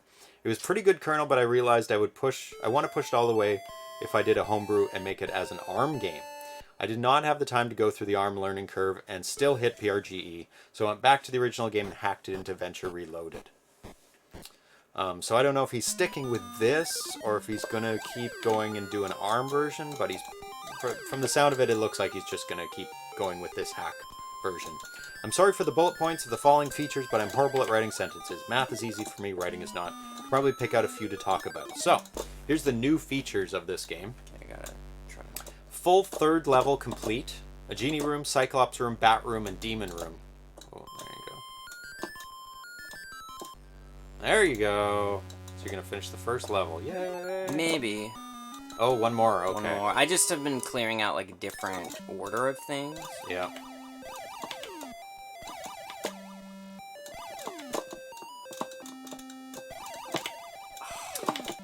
Treasure screen, new. Winky collect WIP, arrow though, sequence. Stairs descend, winky shrink sequence. That whole over that Okay, first so first screen. one I've actually beat now, and I got 2 lives left still. Oh, Thank you're doing God. pretty good now. Yeah, it's like a hard. This is a sharp game though. It's like kind of figuring it out. Yeah. And we'll see how I do level 2. Whoa. Okay. Long rooms. Different challenges. Whoa. Oof, spiders are right on you. I'd shoot right away. There you go. Who's this character? Whoa. Oh, it's just sharp, you know?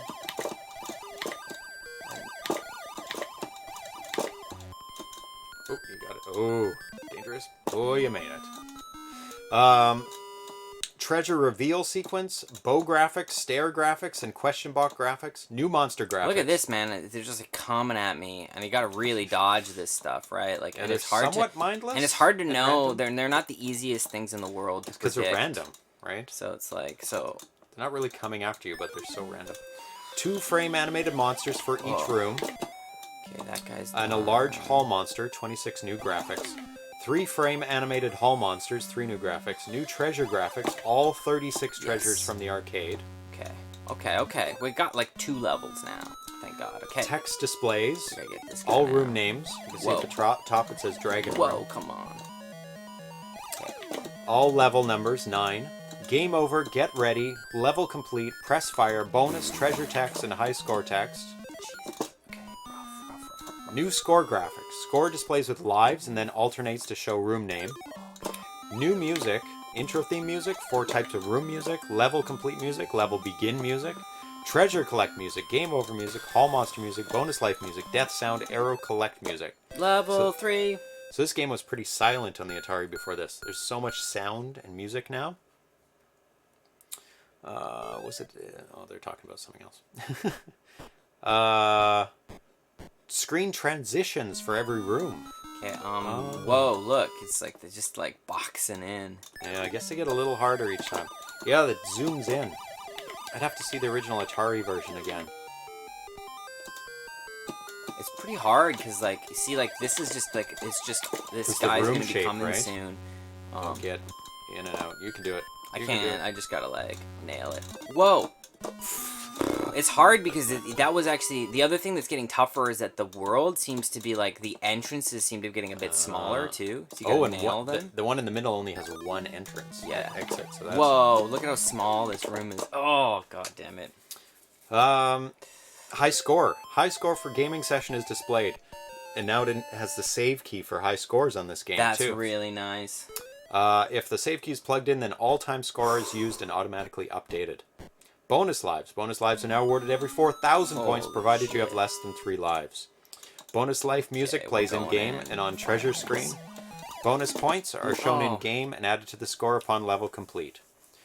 Venture Reloaded transitions to treasure screen. Sick. Up Well, I made limits. it to level 3. That's better than like That's the pretty first good. few games. Oh, there's no zoom in the original. So it's like a 3 animated score. Do you want me to read the? I'm almost done. Ah, sick. Shot speed has also been increased. Numerous bug fixes to original games, such as the sprites wrapping around the screen. Ah, yeah. So I'm Oh, very perfect excited because timing. I remember playing this on the ColecoVision back in the day. And Yeah, this is a cool game. not man. too much in the Atari because it wasn't as good, but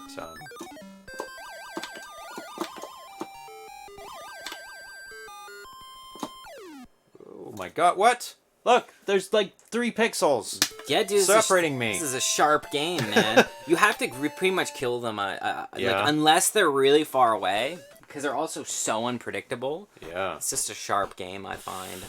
Yeah, so leave some room. The hitbox is big. Oh yeah, and then also you getting out of these rooms is like, and your diagonal shooting is not like really that useful. Yeah, there you go. Yeah. And then you gotta wait for a pretty solid period of time. It's tough controls. Just takes it's a this minute. thing. I don't know if we should switch over to the other ones. Oh, once you figure it out, it's fine. It just takes a minute. Yeah, see, you got it now. I'm taking too long though. The treasure is No, so it's far not- away in it's this not room. too bad. No? Okay. See, you're good. Okay. You have more time than you think, but you pretty much always have to like get this guy. Ah! But then yeah, he's right there. Oh my god, I'm stuck in the wall. It's just sharp, Yeah, and it is. crunchy. That's how this game feels It's to me. very, very sharp. Ah! I'm Go gonna in and out, right? Yeah. It's just Taking too long to reset. Well, actually, I should do it from that side. Yeah, oh, you can make it. Like, it's just a matter of how you're doing. I feel like Ugh. if you can kill like a couple of them. I'm gonna reset. See, actually, you had totally enough time to do it. I'm just scared. Because they're also God! Because that's the thing is that if you go through that one, they'll all 3 swarm you. So there's like pros and cons, right? That's true, and you have more time going in from the left. And also, yeah, Hitbox should be a bit smaller, yes. I had no So issue. he's not done. He is done with this game. I honestly, in the times I played this game, Yeah. in the last few rounds, I've died like almost exclusively from the guys. Like, I haven't had any issue with really the guy pursuing me. Okay. So I would say, like, focus more on just, like, just doing it. Yeah, because see, like, there you go. And he wasn't even on the screen now. That's true. Because, yeah. And you can outrun him, too. He's not too bad. Okay. On these levels, at least, right? Yeah. Well, on the other ones, too, honestly, like, I've had... You know, you gotta be, like, economic with it, but... Now you're seeing why that corner is rough. It is. I think it's this controller, I think. I'm going to get out the other one. Sure. The gamepad. I think we've concluded that this is not great for Atari games. Sorry. Oh, it just takes a bit of learning. Like, it's a different thing. This certainly feels chiller, though, having, like, a little, this one It here. is. I'm Yeah, so it's much like more used to that. Super serious controller there. Yeah, the diagonal one, there's, like, no chance. This is a cool game, though. Oh, yeah. Okay, start? No? It's not mapped? Oh, it is. To something. Yeah, it's different. We'll just have to figure out which one it is. Okay, so what is the fire on this? Should be A. That feels like...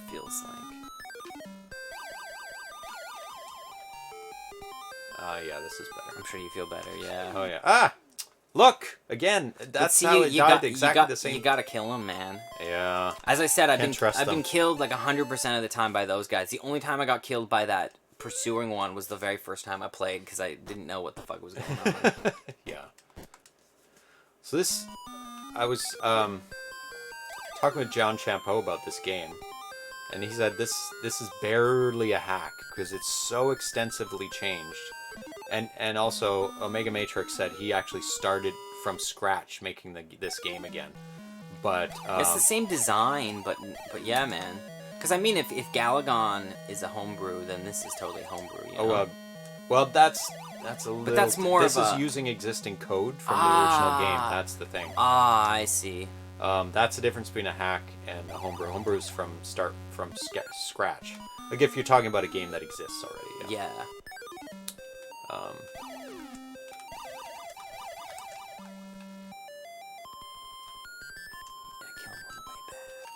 He's guarding my exit there. But see, you got tons of time. Like he hasn't even appeared yet. Yeah, and he always starts in the top left. I'm guessing. I've noticed that. Yeah. Seems to be the case. I'm gonna get out of my way. It's not easy. This main world. Hey, whoa, look at you. You're getting like heck? boxed in by these. Seriously, get out and of my way. Sometimes they're like not even there. It's really weird. Yeah, it's very random. Whoa. But technically, yes, this is a hack. So those corners are... Yay, level 2. Fuck yeah. Yeah. That's nice that this world is complex. Yeah, it's great because it's got a lot of replay value because each of the rooms are different. And it's a different shape. And it's sharp. It takes a lot to like. Yeah, you have to be really careful about how you're moving around. One approach that I found was instead of doing the first one first, I found myself wanting to I look to see which path, if that makes sense. Oh. Because the first one's easy to get to right away. So it's one of those things where there's some wisdom to looking when you first land to see is there one that's farther away that's easier to get to. Cause see, that's the more challenge. Cause see, that top one now is great. You can't touch those. No. So with these narrow hallways, what am I doing? Narrow hallways, you have to shoot them. There's no going around them. Some hacks have a lot of new assembly code added. Nuki Shea has done a lot. Yeah. On which game? Don't know which one he's talking about. I guess he's done a lot of hacks that extensively change games. So let's go in this one then. Yeah, because then you can empty on the other side. over. Whoa. There we go. I'll get that guy on the way out. Yeah, you kind of have to kill him. There's kind of no other way. I could have gone the other way. Oh my god. Get Dark. down. Okay. Move. There. See, that gives you an idea of how. I mean, that was tense, but but honestly, that was the worst case scenario, and you still survived. So yeah. It's funny this game, everything's very random. They don't seem to be pursuing you ever, almost. Maybe they go kind of in your general direction, but Yeah, you might wanna reset. do a little reset. Yeah. Also, your range is pretty limited too. It's gotten down a bit, I think. Because in the other version, you could shoot for. Accidentally gone diagonally. Come on. Yeah, I'd just beeline for it. Yeah. Fuck yeah. One left. Go. This is a toughie. It is. Look at them gather around it. Come on. Come on. Down. One more. Down. Come on. Yep. Come on. Nope. Hey, Atari, he's back. What's up, buddy? Wanna come hang out with us? Atari's back. Atari's a friend. Yeah, you almost gotta go in there and shoot up, Ugh, yeah, he's which not is coming dark. down. Oh. Oh my god. Whoa, yeah, this is a tricky one. They all start at the same place, too. Okay, I'm gonna go in. Oh. There we go. Shoot up. There we go. Yay! Okay, you got this now, man. Yeah. Barely. Oh, definitely. Plenty of time.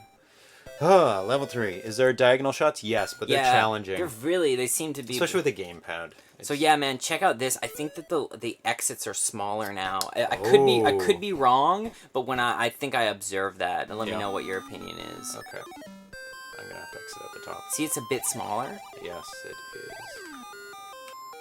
I like this genie lamp, and then they're ghosts. Ghosts, yeah. That's Good great. combo. Good combo. Oh, no, I have to exit out the top. Oh yeah, dude. Oh no, he it's reset. random. What the hell? Shit, man. Okay. Well, RNG. RNGesus. Get in and get out. Ooh, see, yeah, that was a good one. Nice. Level 3 is next level. Get the hell out of here. You. Let's see if I can make it to level 4. I think I'm out of men, though. Oh, got one. Ooh, devils. No! Oh! That was a good animation. Very cool. Cool. Oh. Okay. Hey, do another one, man. Yeah, one more? Yeah, hell yeah. Which one is I it? think you gotta do start. Or maybe the triggers, like the... Oh. Nope. One of them's gotta be it. No, Yeah, it's just A. A starts over. A? Oh, okay. great. That's good. Good programming. Omegamatrix. Thanks, Omegamatrix. Makes homebrew players happy with pressing the button to restart. Yeah, I'll play one more game. Yeah, because it's like almost 1. Oh, jeez. Well, I knew it'd be a little bit longer. It's all the good. Unboxing. Yeah, we gotta do some... Yeah, we're playing via Stella. Poor James's 2600 Yeah. is Out of commission right wounded now. in battle. And somebody said that I should have borrowed a 2600 from Al. That was composite modded. But it gives me the idea to maybe just do a composite. Ah, dark. Is that 2 lives now? Yeah, you got 2. Just to do a composite mod on one of my other Ataris, or an S-Video mod, because those are really easy to do. And then in the meantime, get the other one fixed. So you got 2. That's a really good idea. And then I always have a backup anyway. Yeah, because it's a better experience to be playing on hardware rather than Stella. It's just kind of, it's special, you know? Because right now I can't play any of these cartridges. Which is tragic. Yeah, so that's not What, right. 500 US and you can't play them? Fuck. Exactly. I mean, I can play them, but it's on an RF machine, which is terrible.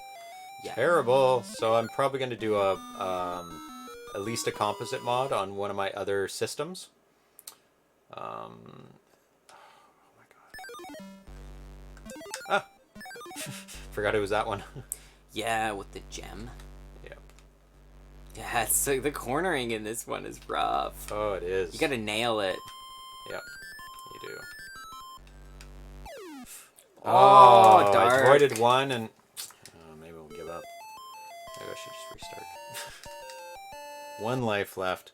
I always forget the Alt P. Oh, yeah, there we go. You have to remember. You have to remind me. Yeah, they saw it on that last level because there's so much flicker. Because there's 2 things moving in and out of the frame. I like This is where they kind of gather around you. That's a bit better. Still a little bit flicker. There we go. Yay. Nice and clean. Still get caught on the corners. Oh, only one life left. Brian's UAV mod is best under RGB mod. Okay, so Is that arena foot? yeah, if somebody could, I supposed to. If you could, I think you did message me about that. So I'm gonna order that. Yeah, now you're back. It's like, you know, you Yeah, I have time to do these. Because ultimately, the film just had to gonna take start again. priority. Oh yeah, it did. Unfortunately. Oh, fortunately. I mean, it's a big deal. Yeah. But it did. And it sucked up all the rest of my time, and I had to get ready for PRGE. And there's two big festivals since this died, and it died just before the last right. one. And Chapter is truly kind of finished at the moment, you know. It's Yeah. a really beautiful chapter end, and it's great that it kind of coincided with PRG. yeah, It's a sharp game, man. it is. You think you figured it out, and yeah. You can tell a lot of effort was put in. Oh Hell my yeah, god, Paper so Mario. much effort. Like, this is barely a hack. He's done like so much more work. I mean, the overworld. I mean, the basic code, I guess, is the same. It's also an addictive little game too. It's It great is. little design. I like Because it. it's got progression. You can see the Correct. progression, and he's added it so you can even see the progression even more on the overworld, like the main screen with all the treasures. And also I love that it's like it appears very beatable too, you know? Yeah, it's like, oh, this is simple. Like, why am I screwing up? You know, it makes you think that it's very, very It beatable. seems easier than it is. Yeah, it is. Whew. God, it's always a good tactic to shoot as soon as you get in the Yeah, room, just- because you don't know where those guys are going to appear. Oh, did we disconnect and I connect bet we again? did. Okay, well, we're back in the chat. Maybe missed something. Luckily this isn't. Oh, yeah, this is... No, we didn't miss anything. Okay, last life. You can see why I recommend to some degree if you can on the first go try to get some of the top ones, because then it's easier if you die and then you can just get the bottom ones. Okay. Yeah, that's true. No, it doesn't matter. You have to do them all at some point anyways. But it's just also morale is better if like you die and then you don't have to like kind of like hunt for like the hardest bit. Oh, God. He's even in this room. Oh yeah. Can't take too long in any room. And those kind of creatures are put into these games so that you don't sit in the arcade just hanging around wasting time, so that it eats up your quarters more. Definitely, and it's also a great way to like make it like a gameplay. Yes. Instead of a time limit. Like I love it. I like it in games when they kind of design that to be a part of the Yeah, aspect. and not just a basic time limit, but Not like- an action time limit that Yeah. really forces you to keep going. You know, every aspect of the game should be something to play. You know. Yeah. Yeah, why not incorporate it into something? Oh Like- shit! So what did you think of that Joker business? Tell Oh me. yeah, I was just gonna bring that up. I want to make sure everybody in the chat is okay with it. Is anybody in the chat opposed to us talking about Joker? Yeah. Well, we can try to not spoil anything. We can just talk about our feelings about it if you want. Yeah. Okay. So anybody, let us know if we can if we can't spoil it. Just say don't talk about it. Don't talk about Joker. Talk. Yeah, dude. No, I don't. I need one. If one person says no, we won't talk about it. All about.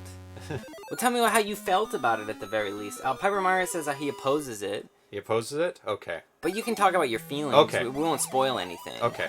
Yeah, even like for a movie that I want to see, I don't want people even talking about if they loved it or hated it. Yeah. But most people are not like that. Yeah. Get. I don't even care at all. Like I'm like, tell me the whole plot of the movie. I don't mind. I just find it interesting, but I'm a different like person like that. Yeah, I mean, in the end, yeah, you should still enjoy a movie, even if everything is known. Like, it should still be good. Maybe the end of the stream to talk about it. Okay. Okay, that's not- fine. that's- We'll do it during the next game. That's a good point the for next sure. game. But we still won't. We still won't spoil any plot points or No. anything like that, man. Definitely. Okay. Yeah, so- and like this Star Wars trailer looks so silly, man. As I said, like me and my friends are gonna go see it on December 20th. Yeah. Sixth Sense comes to mind. Well, that's very That's different. true, man. Where there's where it changes the perception of the movie Well, yeah. from the beginning. Yeah, those are very different. Or Fight Club, something like that. That's a different animal. Oh, for sure. But also, like, there's this kind of like those. I actually am not a huge fan of those kinds of movies No, myself. those are very good ones. They're they're kind of like mindware or mind mappers. I can't remember, there was a term in like my film studies class we talked about them, where they were like Memento, Fight Club, Yes. Sixth Sense. They're like movies that with a twist that changes the whole perception of the movie. and there's this idea that they're so much better than other ones. But then if you look at like storytelling, like dramatic irony, like Hamlet is like, they explained the whole plot in the first minute. They're like, there's a ghost, this guy's dead. Right. You got to figure out whether it happens, and like the rest of and then there's this, you watch this plodding, slow, like, Yeah, a lot of films do that. They open with, here's the end of the let me film. give you all the details, And then let's take you on an adventure. And has great merit as well. Also, because like, giving you the ending is almost like, what? Who? What? How did all this happen? Okay, let's Sucker get into Punch, that in a you're second. Flop Band is our next game. Flop Band 2600. So this is a work in progress exclusive premiere. It's not out. It's made by João Calby. And this build is from yesterday, brand new. It's a 16K game. I'm not sure when it's going to be out, or if, or anything like that. So I did a Q&A with him, which we'll get into. Is there a manual for this that he included? Don't know if there is, but let's get to playing it. cool. It is very straightforward, so I don't think there is. Okay, cool. Let's see what this game is like. So let's just throw you right into it. Just hit Oh, A. wait. I have to switch over. Ah, sick. And I have to switch controls. So we're going to be playing on... Oh, there is a manual. Let me just bring up something first. 1 second. Not a manual, but he included some other information. Let's see.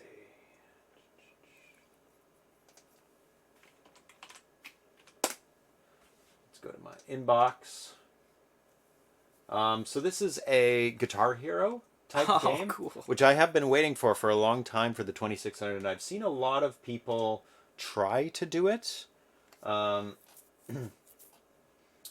Okay, so A is hard. Oh, A is hard. B is easy. So let's start with easy. Yeah. Yeah. And then A is music, and B is muted. So, okay. The left bar is the power bar.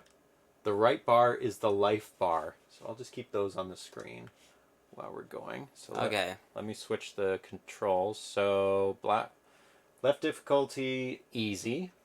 And then we'll put on the music, of course, because this is actually a musical game. Okay, cool. Let's see how I do. I've never played Rock Band style games before. Really? No, never. Not even okay. once. Wow. Okay, so hit fire to start, which is A. No? No, you're not hitting A at all. Oh, Nope. What's going on? Maybe click on the thing, because sometimes it doesn't. Oh, yeah, maybe I was away from it. Okay, let's restart this. And let's be A. Okay, try now. There we go. Okay. Death. Okay, in Rock Band, When it hits the thing, I just gotta hit. you gotta hit, in this one you have to hit the right direction, and then the button when it hits. Oh, so I have there. to hit A and the button at the same time? You have to hold the button. You can hold the button in the right Yes. direction at any time, but you Okay. have to hit the A. button when it hits. Oh, okay. And the more accurate, I don't know if he's implemented it enough yet, but usually it goes from poor to excellent. Okay. So when you have it lined up perfectly, you get more score. When it's a little bit off, you get So I less gotta hold score. it and hit A. Yeah. Okay, let's try this out. Try start. What is happening? That sucks. Oh, God. Maybe it's in the second port? Oh, does that even work? Weird. Okay, let's try that.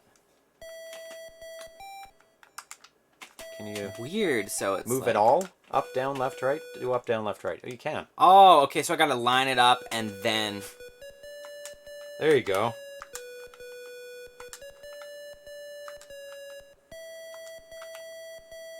Press and hold. Okay. There you go. Now the instructions are off my screen. So I clicked away. Yeah. I see. Okay, so let's just read a bit about him while you're playing. Where did you come with the idea for your game? I had not seen a homebrew with this theme. During the announcement of the development, after research and referral from friends, I saw some projects of the genre, but unfinished. I decided to do it. Yeah, I've seen a couple, but not implemented in this way. And I think this is a really good way of doing it, because it's very natural to see the left, right, up, and down and understand exactly what's happening on the screen. When did you start programming for the Atari 2600? My beginnings with programming permeate virus batch files in the mid-1990s. Dude. Making viruses. But Trolling from day one, homie. But maybe he just did practice ones and kept them to himself. Professionally, I have approximately 7+ years of work as a developer in software factories. The start with the Atari 2600 programming was about 1 month. One more challenge and skill I'd like to require in this game has been a school. Oh yeah, it's a great learning experience making games for the 2600. Why did you choose the Atari 2600 for the game? What makes it special to you? The ease of development tools, limited hardware resources, and the need for creativity make programming for the 2600 truly amazing. It's a counterpoint between a good idea and a full memory bank. Is the Atari Vox the only speech synthesizer? No, people have put speech into Atari games. So it's not the only way to do it, but the very economical way of doing it. Am I doing You're on a roll! You're on a roll! That's what that means. You're doing really good. Killing it. Okay, good. And usually there's a special move you can do to get like double points in these types of games. Usually you have to like rock out with your guitar, like lift it up. Yeah. And that gives like a movement that gives you double points. Or triple points, depending on how you're doing. Okay, I'm thinking I might need to go over to the hard setting, because this is getting a little bit... Yeah. Oh, I just missed one, so maybe not. Have you made other Atari 2600 games, and do you plan to make more games? This is my firstborn. It's serving as a learning use case. I intend to develop it for some time and mature my skills before thinking of another project for 2600. Maybe start another project, but on another platform. So he's got some music going in this game so far, but it's not like in Rock Band type games. It's timed up with the music. It's rough because I got an itchy nose. Oh boy, and you have to use two hands, and there's no pausing. There you go. Oh, you missed one. Back to 0. No bonuses. Just because I went for the itch, friends.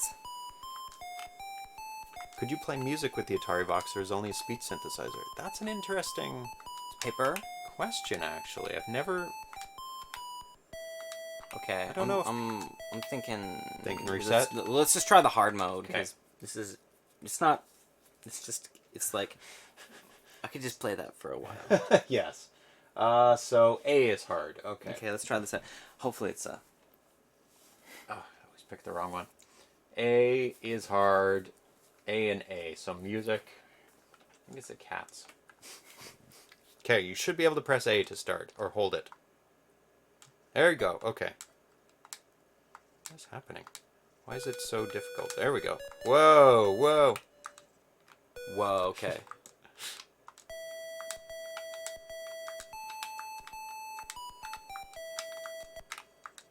Yeah, okay, this is more fun.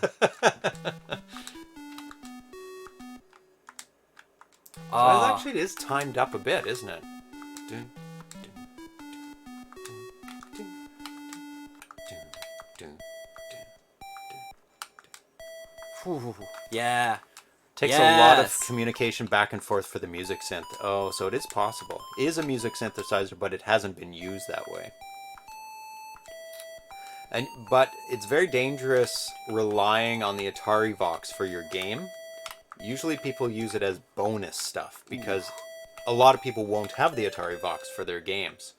So if you program your game to completely rely on it, like if you use this game. Whoa, yeah, it's just sharper. I like it. Oh, and he has the high score there, but that's your high score from the easy mode. So he has to have separate easy and hard high scores, that's for sure. It's too bad we don't have, like, something that's in between.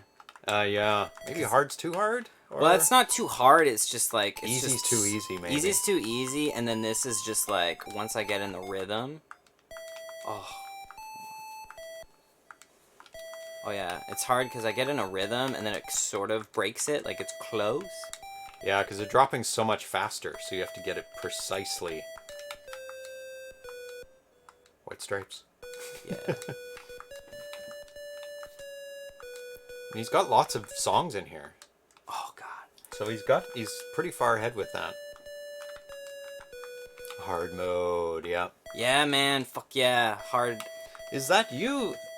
Oh, yeah, it is him. So we've got the developer in the chat. And his name is P1LH4. P1LH4. Not sure how you would say that. We need, like, medium. Okay, my turn. Oh, one more. After this one. Okay. Let's see. Oh my goodness. Wow. I think you have to press it ahead of time. It's very sharp. You know what I mean? Like, it's kind of... wow. And it also is, like, you'll get in a rhythm, but it kind of... It's not quite perfect. Yeah. It'll sort of break it after a little bit. And this is like 4/4 timing right now. It's just once every But bar. see, like, it kind of... And in Rock Band, it actually is like... Dun, dun, dun, dun, dun, dun, dun, dun, See, that would be more fun. Yeah. So it doesn't need to be this fast. This would be like on the highest level of Rock Band. Well, yeah, it's tough because it's like, but go over to easy and now check that out, just so you can, like, experience. Wow. And its sensitivity is, oh no, it's got both high scores. Yep. Okay. Oh no, maybe that's the last game. Yeah. Yeah. See what I mean? It's like, now it's like... Way too easy. So I think he could ramp this one up. Well, I think it would be nice just to have, like, an arcade version that kind of just, like, you know, like, starts slow and just, like, slowly ramps up faster. Yes. Oh, yeah, yeah, an arcade one would be better. Or, like, double speed all of a sudden, and then it's, like, phasing in and out. Because that would be more fun if it throws different shit at you, because it's just, like, the hard mode is just onslaught. Yeah, because in Rock Band, what you do is you pick a song to play through, and there's an ending. No, that's how it needs to start. Easy to play, hard to master. Well, then I'd like a medium difficulty, or an arcade version, something that's like... Because right now it's like, I could play this forever, and then that other one is like... Death. Death within seconds. Like, for this song, it would be left, left, down, right, right, down, right. Something like that, right? Yeah, man. And it would be timed to the music. So this is, I think, more of a proof of concept and getting all the basics in. So he almost needs like a MIDI roll. What song is this? I know this song. Elephant by White Stripes? Is that what it is? No, Seven Nation Army by White Stripes.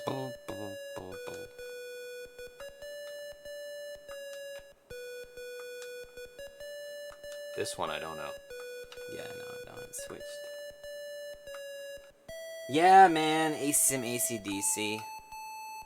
It's a badass band, man. AC/DC still stands up. It's so simple, their music, but it's just like they got those simple things that just rock, you know?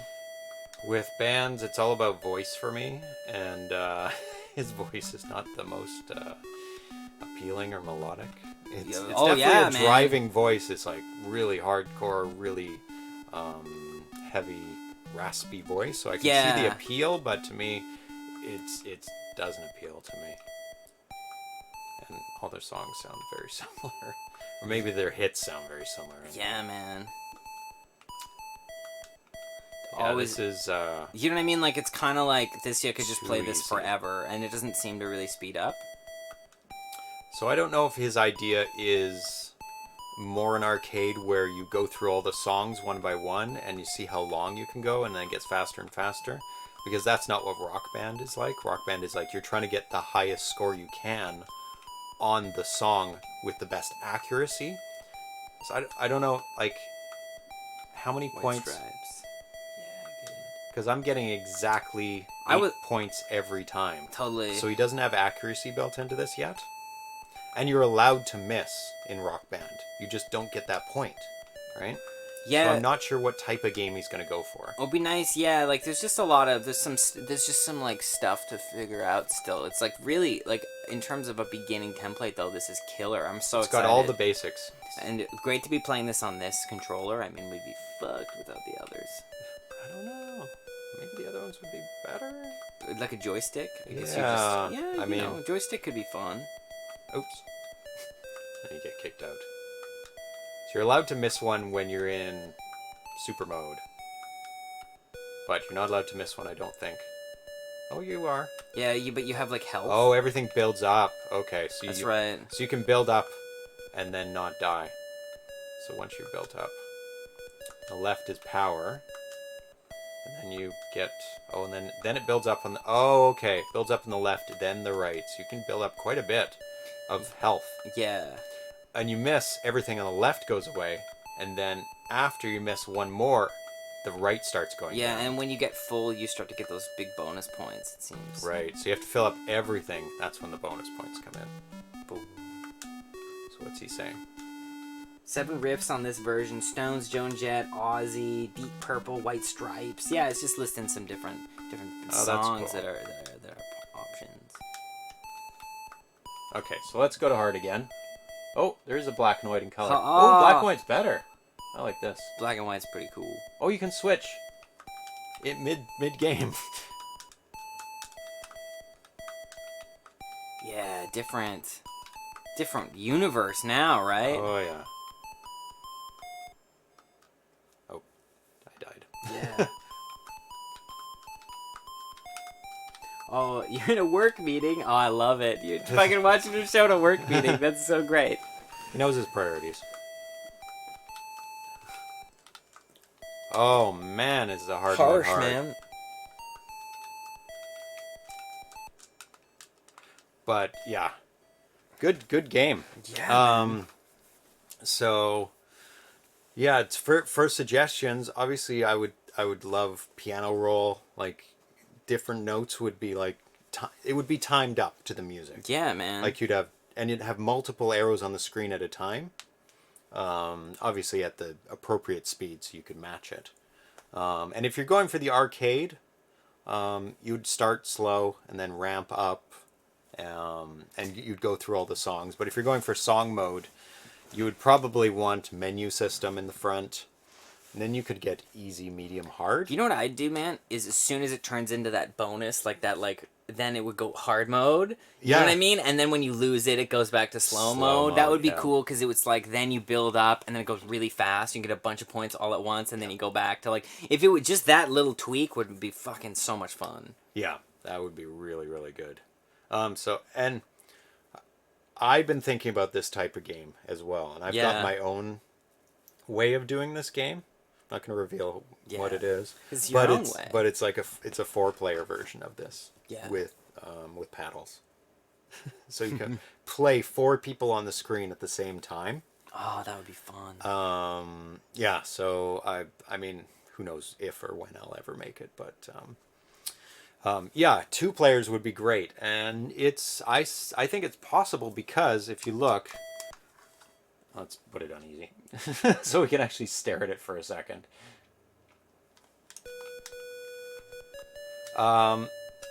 There's only one player character coming down the screen at a time till you reach the bottom, right? Yeah.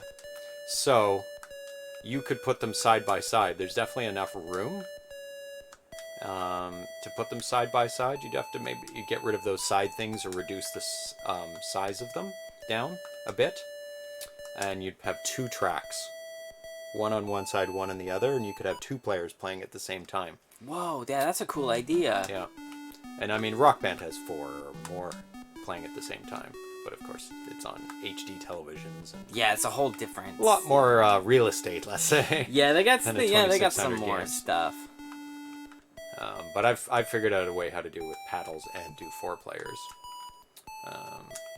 Oh, Thrust is saying he means 2 controllers for 1 player. He needs some joystick stands there. Oh god, what? 2 controllers for 1 player? How would you do that? Berserk style? Stuff. No, difficult. Yeah, Paper Mario says this is a nice first game. I totally agree. Oh man. yeah, Fuck great. yeah, man. And great out of the gate version of it too. Definitely, and this is a really nice approach to this. It just needs a little bit of scaling. Yeah. Which, I mean, what game doesn't need a bit of scaling?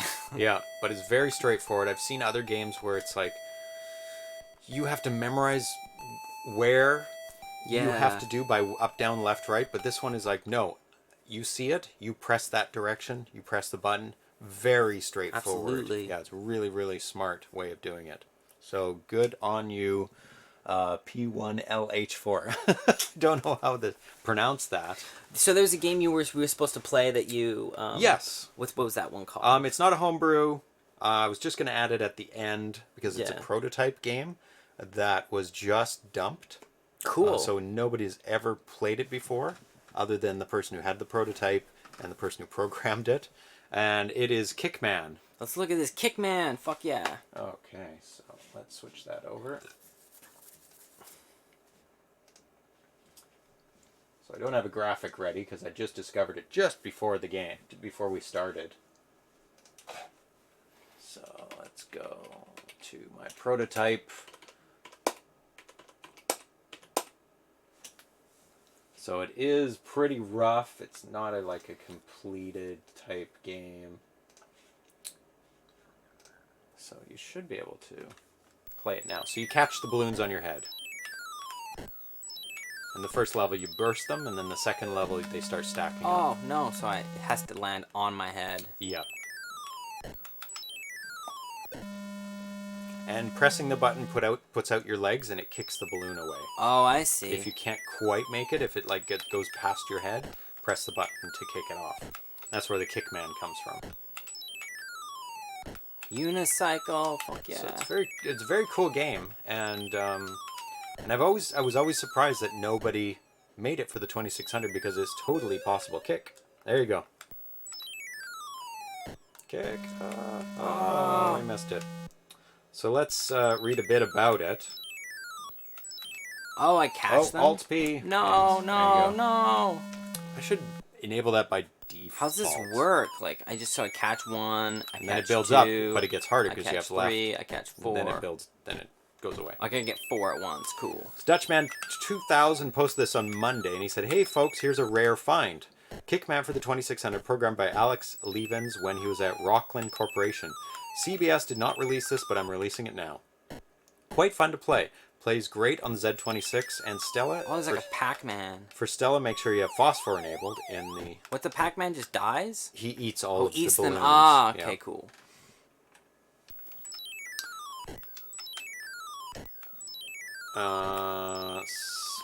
Special thanks once again to Thomas Jensch for helping get this game working. Press restart to start the game. Yeah, Left kick difficulty is, is balloon speed, and right difficulty is kick length. No. You have to be really close to the balloon to kick it. Let's read more about it. And somebody said, "What a thrilling Monday morning, right after PRGE. Was so sad the Expo's over. This makes me very happy." So somebody asked what needed to be done. And then Thomas Jens replied, the unmassaged ROM was 4,094 bytes long and missed startup vectors. So I removed the 2 bytes from the explosion when the balloon hits the floor and added the 4 missing bytes. It says, "Thanks for making it work. Obviously this would be a great paddle game, but this is a joystick game. But it could be hacked for analog paddle or trackball support. So somebody out there can make a hack of it for paddle, and that would be great. Or enhance it, or keep it going and make a hack to get it closer to the arcade version." No. I gotta be fast in this fucking game, man. God National damn. Video Game Museum in Frisco has an actual arcade unit of this. Is it a rare game? Didn't think it was that a rare game because I had this for my Commodore 64. So it must have had a kick. Yeah. Yum, yum, yum. Or trackball. Yeah, somebody said trackball. But I think the paddle would be probably the best so you can go back and forth. But what was it in the arcade? Was it a joystick or... Oh, S. Ramirez says, nice kick. Thanks, dude. Oh! Oh. Terrible kick. Good kick. What you want to do is go to the center because you don't know where it's going to fall. Every time, go right back to the center. It's a good idea. Rollerball. Oh, then it definitely needs to be made for trackball. Or at least paddle. But there's been so many great trackball hacks that I think it definitely needs to be made for a trackball. Nice. Getting better. Getting better. Yeah, this is an addictive little one. And there is also some errors here in the programming because there's some title screen flicker that is between 232 and 233 lines, and it'll roll on actual TVs. But we're playing it on an emulator, so makes sense. Also, yeah, I'm happy people found this. This is a classic little game, man. It's great when there's discoveries like the last episode. Last episode we did prototype of Pursuit of the Pink Panther. It's actually a really good game. It's got three levels. Well, it's not I wouldn't say a really good game, but it's a really nice looking game, and it has a variety of levels that make it interesting. Yeah, man, Thrust. Twitch does that sometimes. We've noticed that. It's just it skips comments occasionally, and it's just I don't know why. I mean, they're hosting so many things at once. Yeah. Though. I don't know how Twitch does it, man. Like, the real estate on that place must be nuts. So. Yeah. Who bought them? Amazon bought them. Yeah, which makes sense. What? I was right beside it. You were, and man. It. Fuck, that's rough. So I need to fix that in the update, in the hack. Fix the kicking. Because I understand, like, YouTube, you're just uploading and storing, but to be streaming that much all at once, it's nuts. Well, YouTube is massive Google behind it, right? It's true. But they have live as well, YouTube. Yeah. Oh, that makes sense. I wonder how the new platform that Ninja's on is doing. I don't know. I installed it just to see it, and so what does it feel like? Is it pretty? What's it called? It's like Switch. Switch. No. No. It's not. What is it called? Mixer. Mixer. Something I like think that. Mixer. I think that's what it's called. Yeah, which is pretty generic. Not very memorable, but as soon as if it gets big, but Twitch is already so big that it's hard to get people over. And I mean, they made the right move to get the biggest streamer over there. Yeah. But will it bring people over? Will it bring other people streaming over there? Or maybe they'll just go and see him there, right? And that's the real thing, man. It's tricky, and I know that for some of the high-profile people, they've had some issues with Twitch, but we've had no problems. They've been wonderful to us. Yeah, I mean we're not power users, but yeah, and I think it's a different thing if your income is. Oh, it depends on it. Oh my God. I mean, and what they did to Ninja was rough, man. And they ended up going back on it though, which is good. Yeah, they just cut completely with him. But yeah, and then they started advertising like other people's on his stream, which is rough. But he's gone, so yeah, they can do whatever they want. And if he's gonna leave for a competitor, on bad terms, obviously. Business is business. Yeah. It's just I've really always learned, like, one of the many lessons in my life has been never burn bridges. You know? It's never worth it. You know, that whole fuck you moment is not worth it, because you just don't know what's going to happen in the future. And oh my God, because it bumps the balloon. Yeah. Watching a lot of streams on Mixer Lady. I like both. Oh, that's good news, man. I haven't seen anything. Let us know which ones you dig. Yeah. And I mean, I'm just going for wherever the people are, wherever the people have things installed, because I want, and whatever's easiest to watch too. Yeah, absolutely. And YouTube's been really good to us. Oh yeah, YouTube's great. Been on YouTube forever. Same, and Vimeo's really good to me too.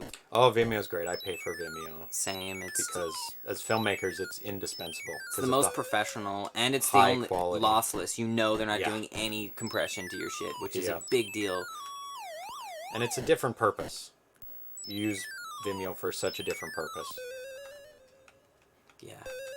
What? I can't get over there. Oh my Oh, you God. got it. Good. Oh, so close. Do you have any lives left? Yes. This is a pretty good game. Really good game. So if somebody can fix it up, I know there's some color line It's a issues fun there. game. I like too. I'm We got a gonna die little. on We this got one some. For sure. I'm gonna die. You're doing fairly well, man. As long as you keep those kicks up. Whoa, they're fast now. Yeah, man. One life left. I think this is as far as I made it. Oh, 5th level. Very good. That is a fun game. So overall view of Joker, incredible. Yeah. Probably one of the best superhero movies I've seen. Yeah, man. That uses existing IP. I mean, like I really like Watchmen. I like the Batman trilogy. Same. Trying to think of other ones I really like. I mean, I like a lot of the TV show, Marvel TV show stuff. Yeah, I liked. Like, I did Punisher like. and Daredevil. I did like all those Avengers Jessica Jones. movies myself. Just the Avengers, though, all the tag off ones. And I I find think them too busy the and too much for them to handle and give. Yeah. You mean the cast, the individual ones, or Oh, the big. I Avenger? like the first Avengers and then Avengers Endgame and Civil War. To me, those are very cool. I liked Iron Man a lot. Iron Man's very good. cool. Yeah. But that's a whole weird world, and all these filmmakers have been coming out saying bitching on them, which is really funny to me. Yeah, I But mean, they're it's old not school. cinema. It's not. I'm like, well, whatever, dude. it's not your vision of cinema. People like them. It is films. But, Yeah. I mean, yeah, they don't have a lot of deep context No, and man. meaning to them. And it's also They're action films. They're roller coaster rides. They're hell not, yeah. not meant for that kind of thing. They're meant to take your money and give you a little bit of enjoyment, 2 to 3 hours of enjoyment. I certainly like them more than the new Star Wars movies. That's for sure, personally. Yeah, I've given up. I've stopped watching the Star Wars films. Yeah, but I'll give you guys a review. I'll tell you guys what happens. when I Yeah. come back. I always feel like it's my responsibility to go and see this shit so that I can tell other people about it, you know? RC70 says he searched on Mixer for Atari 2600 Homebrew and got nothing. Yeah. So it's either a wasteland or a big opportunity for somebody. Hell yeah, man. I don't just know. think there's probably not as many homebrew people doing stuff. It'd be awesome if there were, but like, yeah. There's only a couple streams that do homebrew, and this is the only one that's dedicated to homebrew. There's other ones that Pop in incorporate every it once in a into while, it yeah. and have more diverse, but I like to concentrate on just there's enough, let's say. There's Yeah. more than enough 2600 homebrew put out that I can do 2-3 hour streams a week. I mean, it's supposed to be a 2-hour stream, but we get up to 4 sometimes. Yeah. Depends on the content. Depends. But there's always about 2 hours at least. Yeah. I've had mixed results with my own live streams too there. Oh, Kev. Oh, you've been doing some streams. That's awesome, man. That's Let cool. us know about that. That's killer. Yeah. So, what's coming up? Yeah. Let's take a look. I know I have some... Next week is the switch around, right? We're going to be doing the Halloween show on Halloween yes, instead of that's Wednesday. right. Yep. And that's important to let everyone know It's only about. one day difference. Correct. I think it's a Thursday? Yeah, it's a Thursday instead of That's Wednesday. right. So, Aaron will be here. Tanya will be here. I'll be here. So, we're playing some Halloween-themed games. Sick. And on that's in the 31st. morning, eh? No. I don't know what time we'll do it, actually. Can we do the morning just because I have like a Tanya little won't thing? be here then. Oh, But shit. if you have something at night, we'll do it in the morning. Yeah. Yeah. Because, I mean, I could do it like at like maybe like 5 and bone out at like, 7:30. That's not good for Tanya either. Yeah, shit. Okay, cool. So we'll do it in the morning. We'll do a normal thing. Okay, cool. Yeah. But at least it'll be on Halloween. It'll be on Halloween. Yeah. Tried streaming Factorio yesterday. No views. Lol. Oh, sorry, buddy. It's tough. It's tough out there. It's tough to build an audience. This is really thanks to James, man. Like, Well, if I were doing this on my own, and thanks to Thanks you to the guys for existing showing up. community, actually, in And, Atari Age. and yeah. all the support, and I mean, it's also like, If you play Robo Mechanic, the stream almost got to 5 hours. Yeah, it was 4.5 hours. did you? That rocks. How far did you We get? finished it. Fuck yeah, man. That's a good run. And Robo Mechanic at PRGE had more levels. So. Oh, shit. So he wanted to give a little bonus there. I think we got up to G, And so he had H and I and J there, I think. But he's going to fill it out all the way to Z or something when he releases it. Next episode is with Tanya on Friday, and we're going to be playing Heist, which is a new game we haven't played before, and Goon Knights, which we have not played before as well, and one or two more games. Well, one more game. Don't know yet. See what crops up, because I've been away for a while, so I have to scan through the forums, see if there's any new exciting games that have come out. I mean, it's been a week, so I'm sure there's at least one or two out there. Or I'll delve into the archives, or do another Activision patch challenge. Oh, yeah, that's why it was so long. I did the Robo Mechanic, and we finished that, which took a long time. Did Tanya bail at a certain point, or did she... Mentally, yes. But she was there the whole time? Oh, yeah. What a trooper. We did not Skyjinx. What did we play? Where is it? Oh yeah, it's not there because we played it on the emulator, unfortunately. It was Barnstorming, and I got like this close to the patch. Yeah. And I perfected the movements. I know how to do it. It's just getting that half second. I was half second away of getting the patch. It's one of the hardest patches to get for sure. It's just birds above, barns below. You have to avoid the birds. They slow you down. Barns below, you have to go through them. And then there's weather vanes or these weather things that you have to go over. But the birds are in your way. And you can't hit one bird. And they're everywhere. So you have to find these exact patterns that are pixel perfect. It's a nightmare. Barnstorming. Thanks, RC70. A few people at PRGE asked for a Robo Mechanic cart. They felt the game was complete. Well, technically it's complete except for all the levels. Yeah. Like it's done. Like the mechanics are done on it.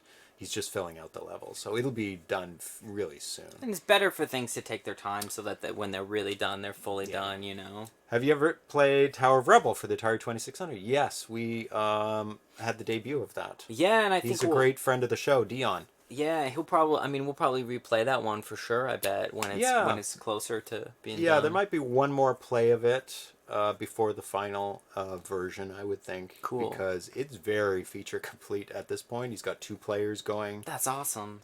And we interviewed him at Portland Retro Gaming Expo, so keep your eyes out for that in about 1 or 2 weeks, depending on my time schedule.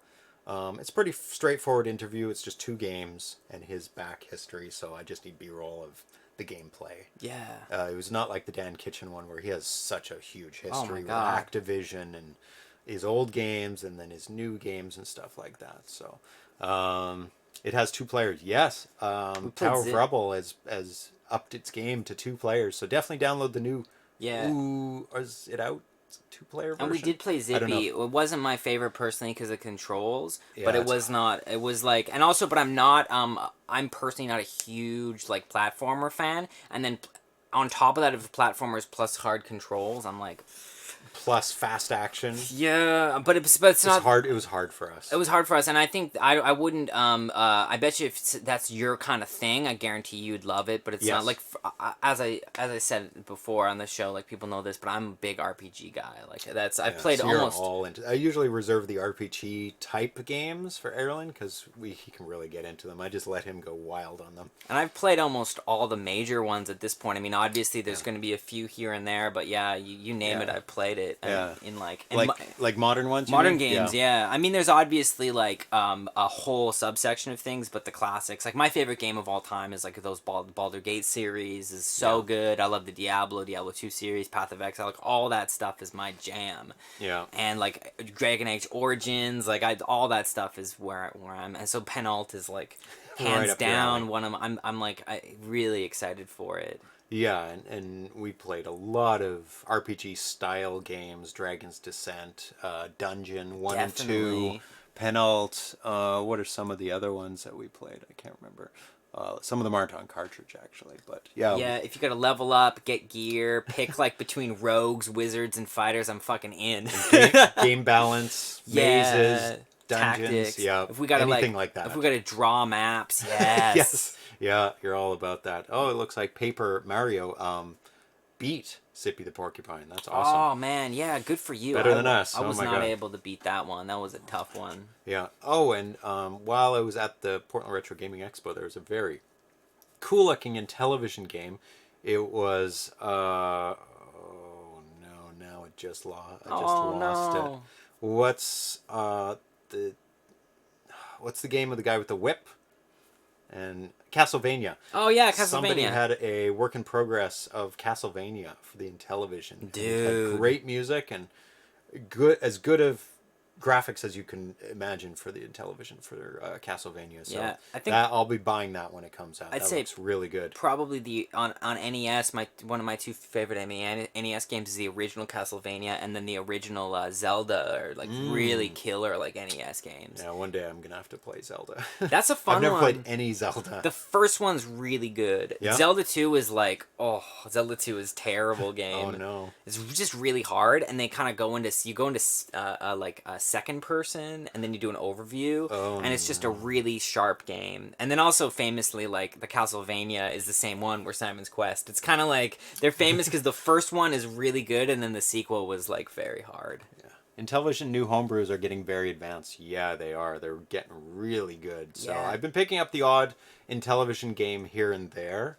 So I'd love to get my Intellivision modded. Or do I have one modded? Yeah, the original Game Boy Advance No, I don't. games, Yeah. Circle of the Moon, I believe is the one I'm thinking of, which is Castlevania. Is a very cool one. It could be wrong. It's Game Boy Advance. Oh, Game Boy Advance. Okay. And then I also Link to the Past is basically they took the original NES and put it on Game Boy. So that's where I played it originally, and that's a very fun version of it too. And didn't they just redo Zelda games for the Switch and made think them so. like 3D-ish, like completely like redone Yeah. the graphics, and they look really good. So people who love those games can re-experience them in like HD. And mind blowing breakthroughs. I think that NES Link game, like having hearts, that having to get more hearts, having the different mechanics, having like water shoes, things like bombs that you can really beautiful level design, so that like when you complete an area, there's like you're kind of like it is like almost an open world game, and to get into the next thing, you just have to unlock an ability that allows you to do stuff. Right, but it's not linear. You can do things Exactly. in different orders, but to progress to the next big thing, you definitely have to get that item. Yeah, and then and it's cool because the challenge rating goes up, but you get more health each time. So it's good. It's a very well balanced game. I think that's one of the coolest. Yeah. So I think we mentioned everything that was happening coming up, and the next break will be in around Christmas time. Yeah. I'll be going away for a week, so I'll be like missing 2 shows, maybe 3. Yeah. 3 shows around there. Oh, when are you doing and it? unfortunately, Christmas time last year was a big time for the show because Yeah. people are off work and Yeah. they're home. When are you headed out for the week? Is it probably around the actual Christmas Yeah, dates? That it's makes like sense. Christmas to just before New Year's. I think we'll Oh. be back for New Year's. So That'll be If good. you want to watch the kitties again, maybe we'll see. We'll see on the timing. Yeah, we'll check it out. Because it's a busy time of year. Yeah, definitely. I think that's it. So I want to say thanks to everyone. Where's my chat? There we are. Thanks for everyone for tuning in to this long show. I'm not too bad. Yeah. Oh, Zippy the Porcupine binary. There you go. A Tower of Two Rebel 2-player version already public? I'm not sure on that. You check the forums to see if the 2-player is out. Yeah, Paper Mario, it seems to me you got to get on that Atari Age forum. Yeah, that's 'cause got to be there's your so home, much my there. friend. And everyone's suggesting it for you too, because I think there's a lot of good stuff, and it seems like you enjoy the stuff a lot. So I recommend that, my friend. Yeah, get signed up. Check out all the latest games on there. Almost every single game you can download some version of. And they're all like maybe not the final version, but like the one before the final version but we of appreciate all you, these games that we have stacked here. Appreciate you writing so much to us while we're playing. It's so Yes. much fun to have some Love live the activity. interaction. So yeah, come back next time we're on. We'd love to have you hang out with us, Paper. Yeah. Oh, thanks for playing this VG. Great man, show. our pleasure. So thanks for playing this VG. Paper Mario, RC70, Kev73, Ice Bosta, Bosta. S. Ramirez, 2008. VH said C was here. Nathan Strom. Thrust. Oh man, so many Milton good people. Buddhist. Arena was here for a He while. was on his break. PLIH4. Fuck yeah. Who made the last game that we're playing? Not the last one, but the one before that. Yeah, who else did we got? Oh man, so many people today. It was a great day. Tita Foes. Tifo, Splendid Nut, Dios Kilos 80. Fuck yeah, man, he's here. Trey Trey Guy, Carl Carl G. G with the double underscore now. Yeah, That's starting over. hilarious. Prestige mode. Sir Cat Legs. Yeah, Sir Cat. There we That's go. great. So much. Can I go to the bottom? There we go. Can't wait to see you talking to me on YouTube. That's funny. And Nathan Strum. There you go. Nathan. I don't know if you were in the beginning. We saw a whole bunch of your artwork on all these massive amounts of games. Yeah, we did a over massive here. unboxing. You can check that out Massive. on YouTube, man. Yeah, check it out later. All your amazing artwork on all the games. And we'll be getting through those games in the coming weeks when I get system fixed, which is probably going to be a composite one while I'll fix both in the meantime. Yeah, but now I have a definitely. bit more time. And then next week I'll see you guys for the Halloween show. That's gonna be a blast. Yes, that's right. It's on I Thursday. still gotta find a costume, but I got a week still, so Yeah, it's all I good. don't have a costume either. We'll figure it out. Danger. Maybe make it up out of cardboard tubes. Be a robot. Yeah, man. Cardboard robot. Fuck yeah. Or else pin something to my chest. Yeah. With a drawing on it. Yeah. Oh, I discovered you through YouTube a few months ago. That's Wow. terrific. Got enough archived shows with names of the games and titles. People search for them and will come Paper up. Mario, there's like a lifetime of shit to watch at this point if you wanted to go back to the Yeah, beginning. tons. And Tanya likes that series, Paper Mario. You know that yeah. series of games? Yeah. So, good name. So, we're out of here, and we'll be back on Friday in 2 days, 6 p.m. It's the evening show with Tanya. We're going to play some more homebrew games. And I'll see you Halloween. See you next time. Thanks for hanging out. Bye-bye, everyone. Bye.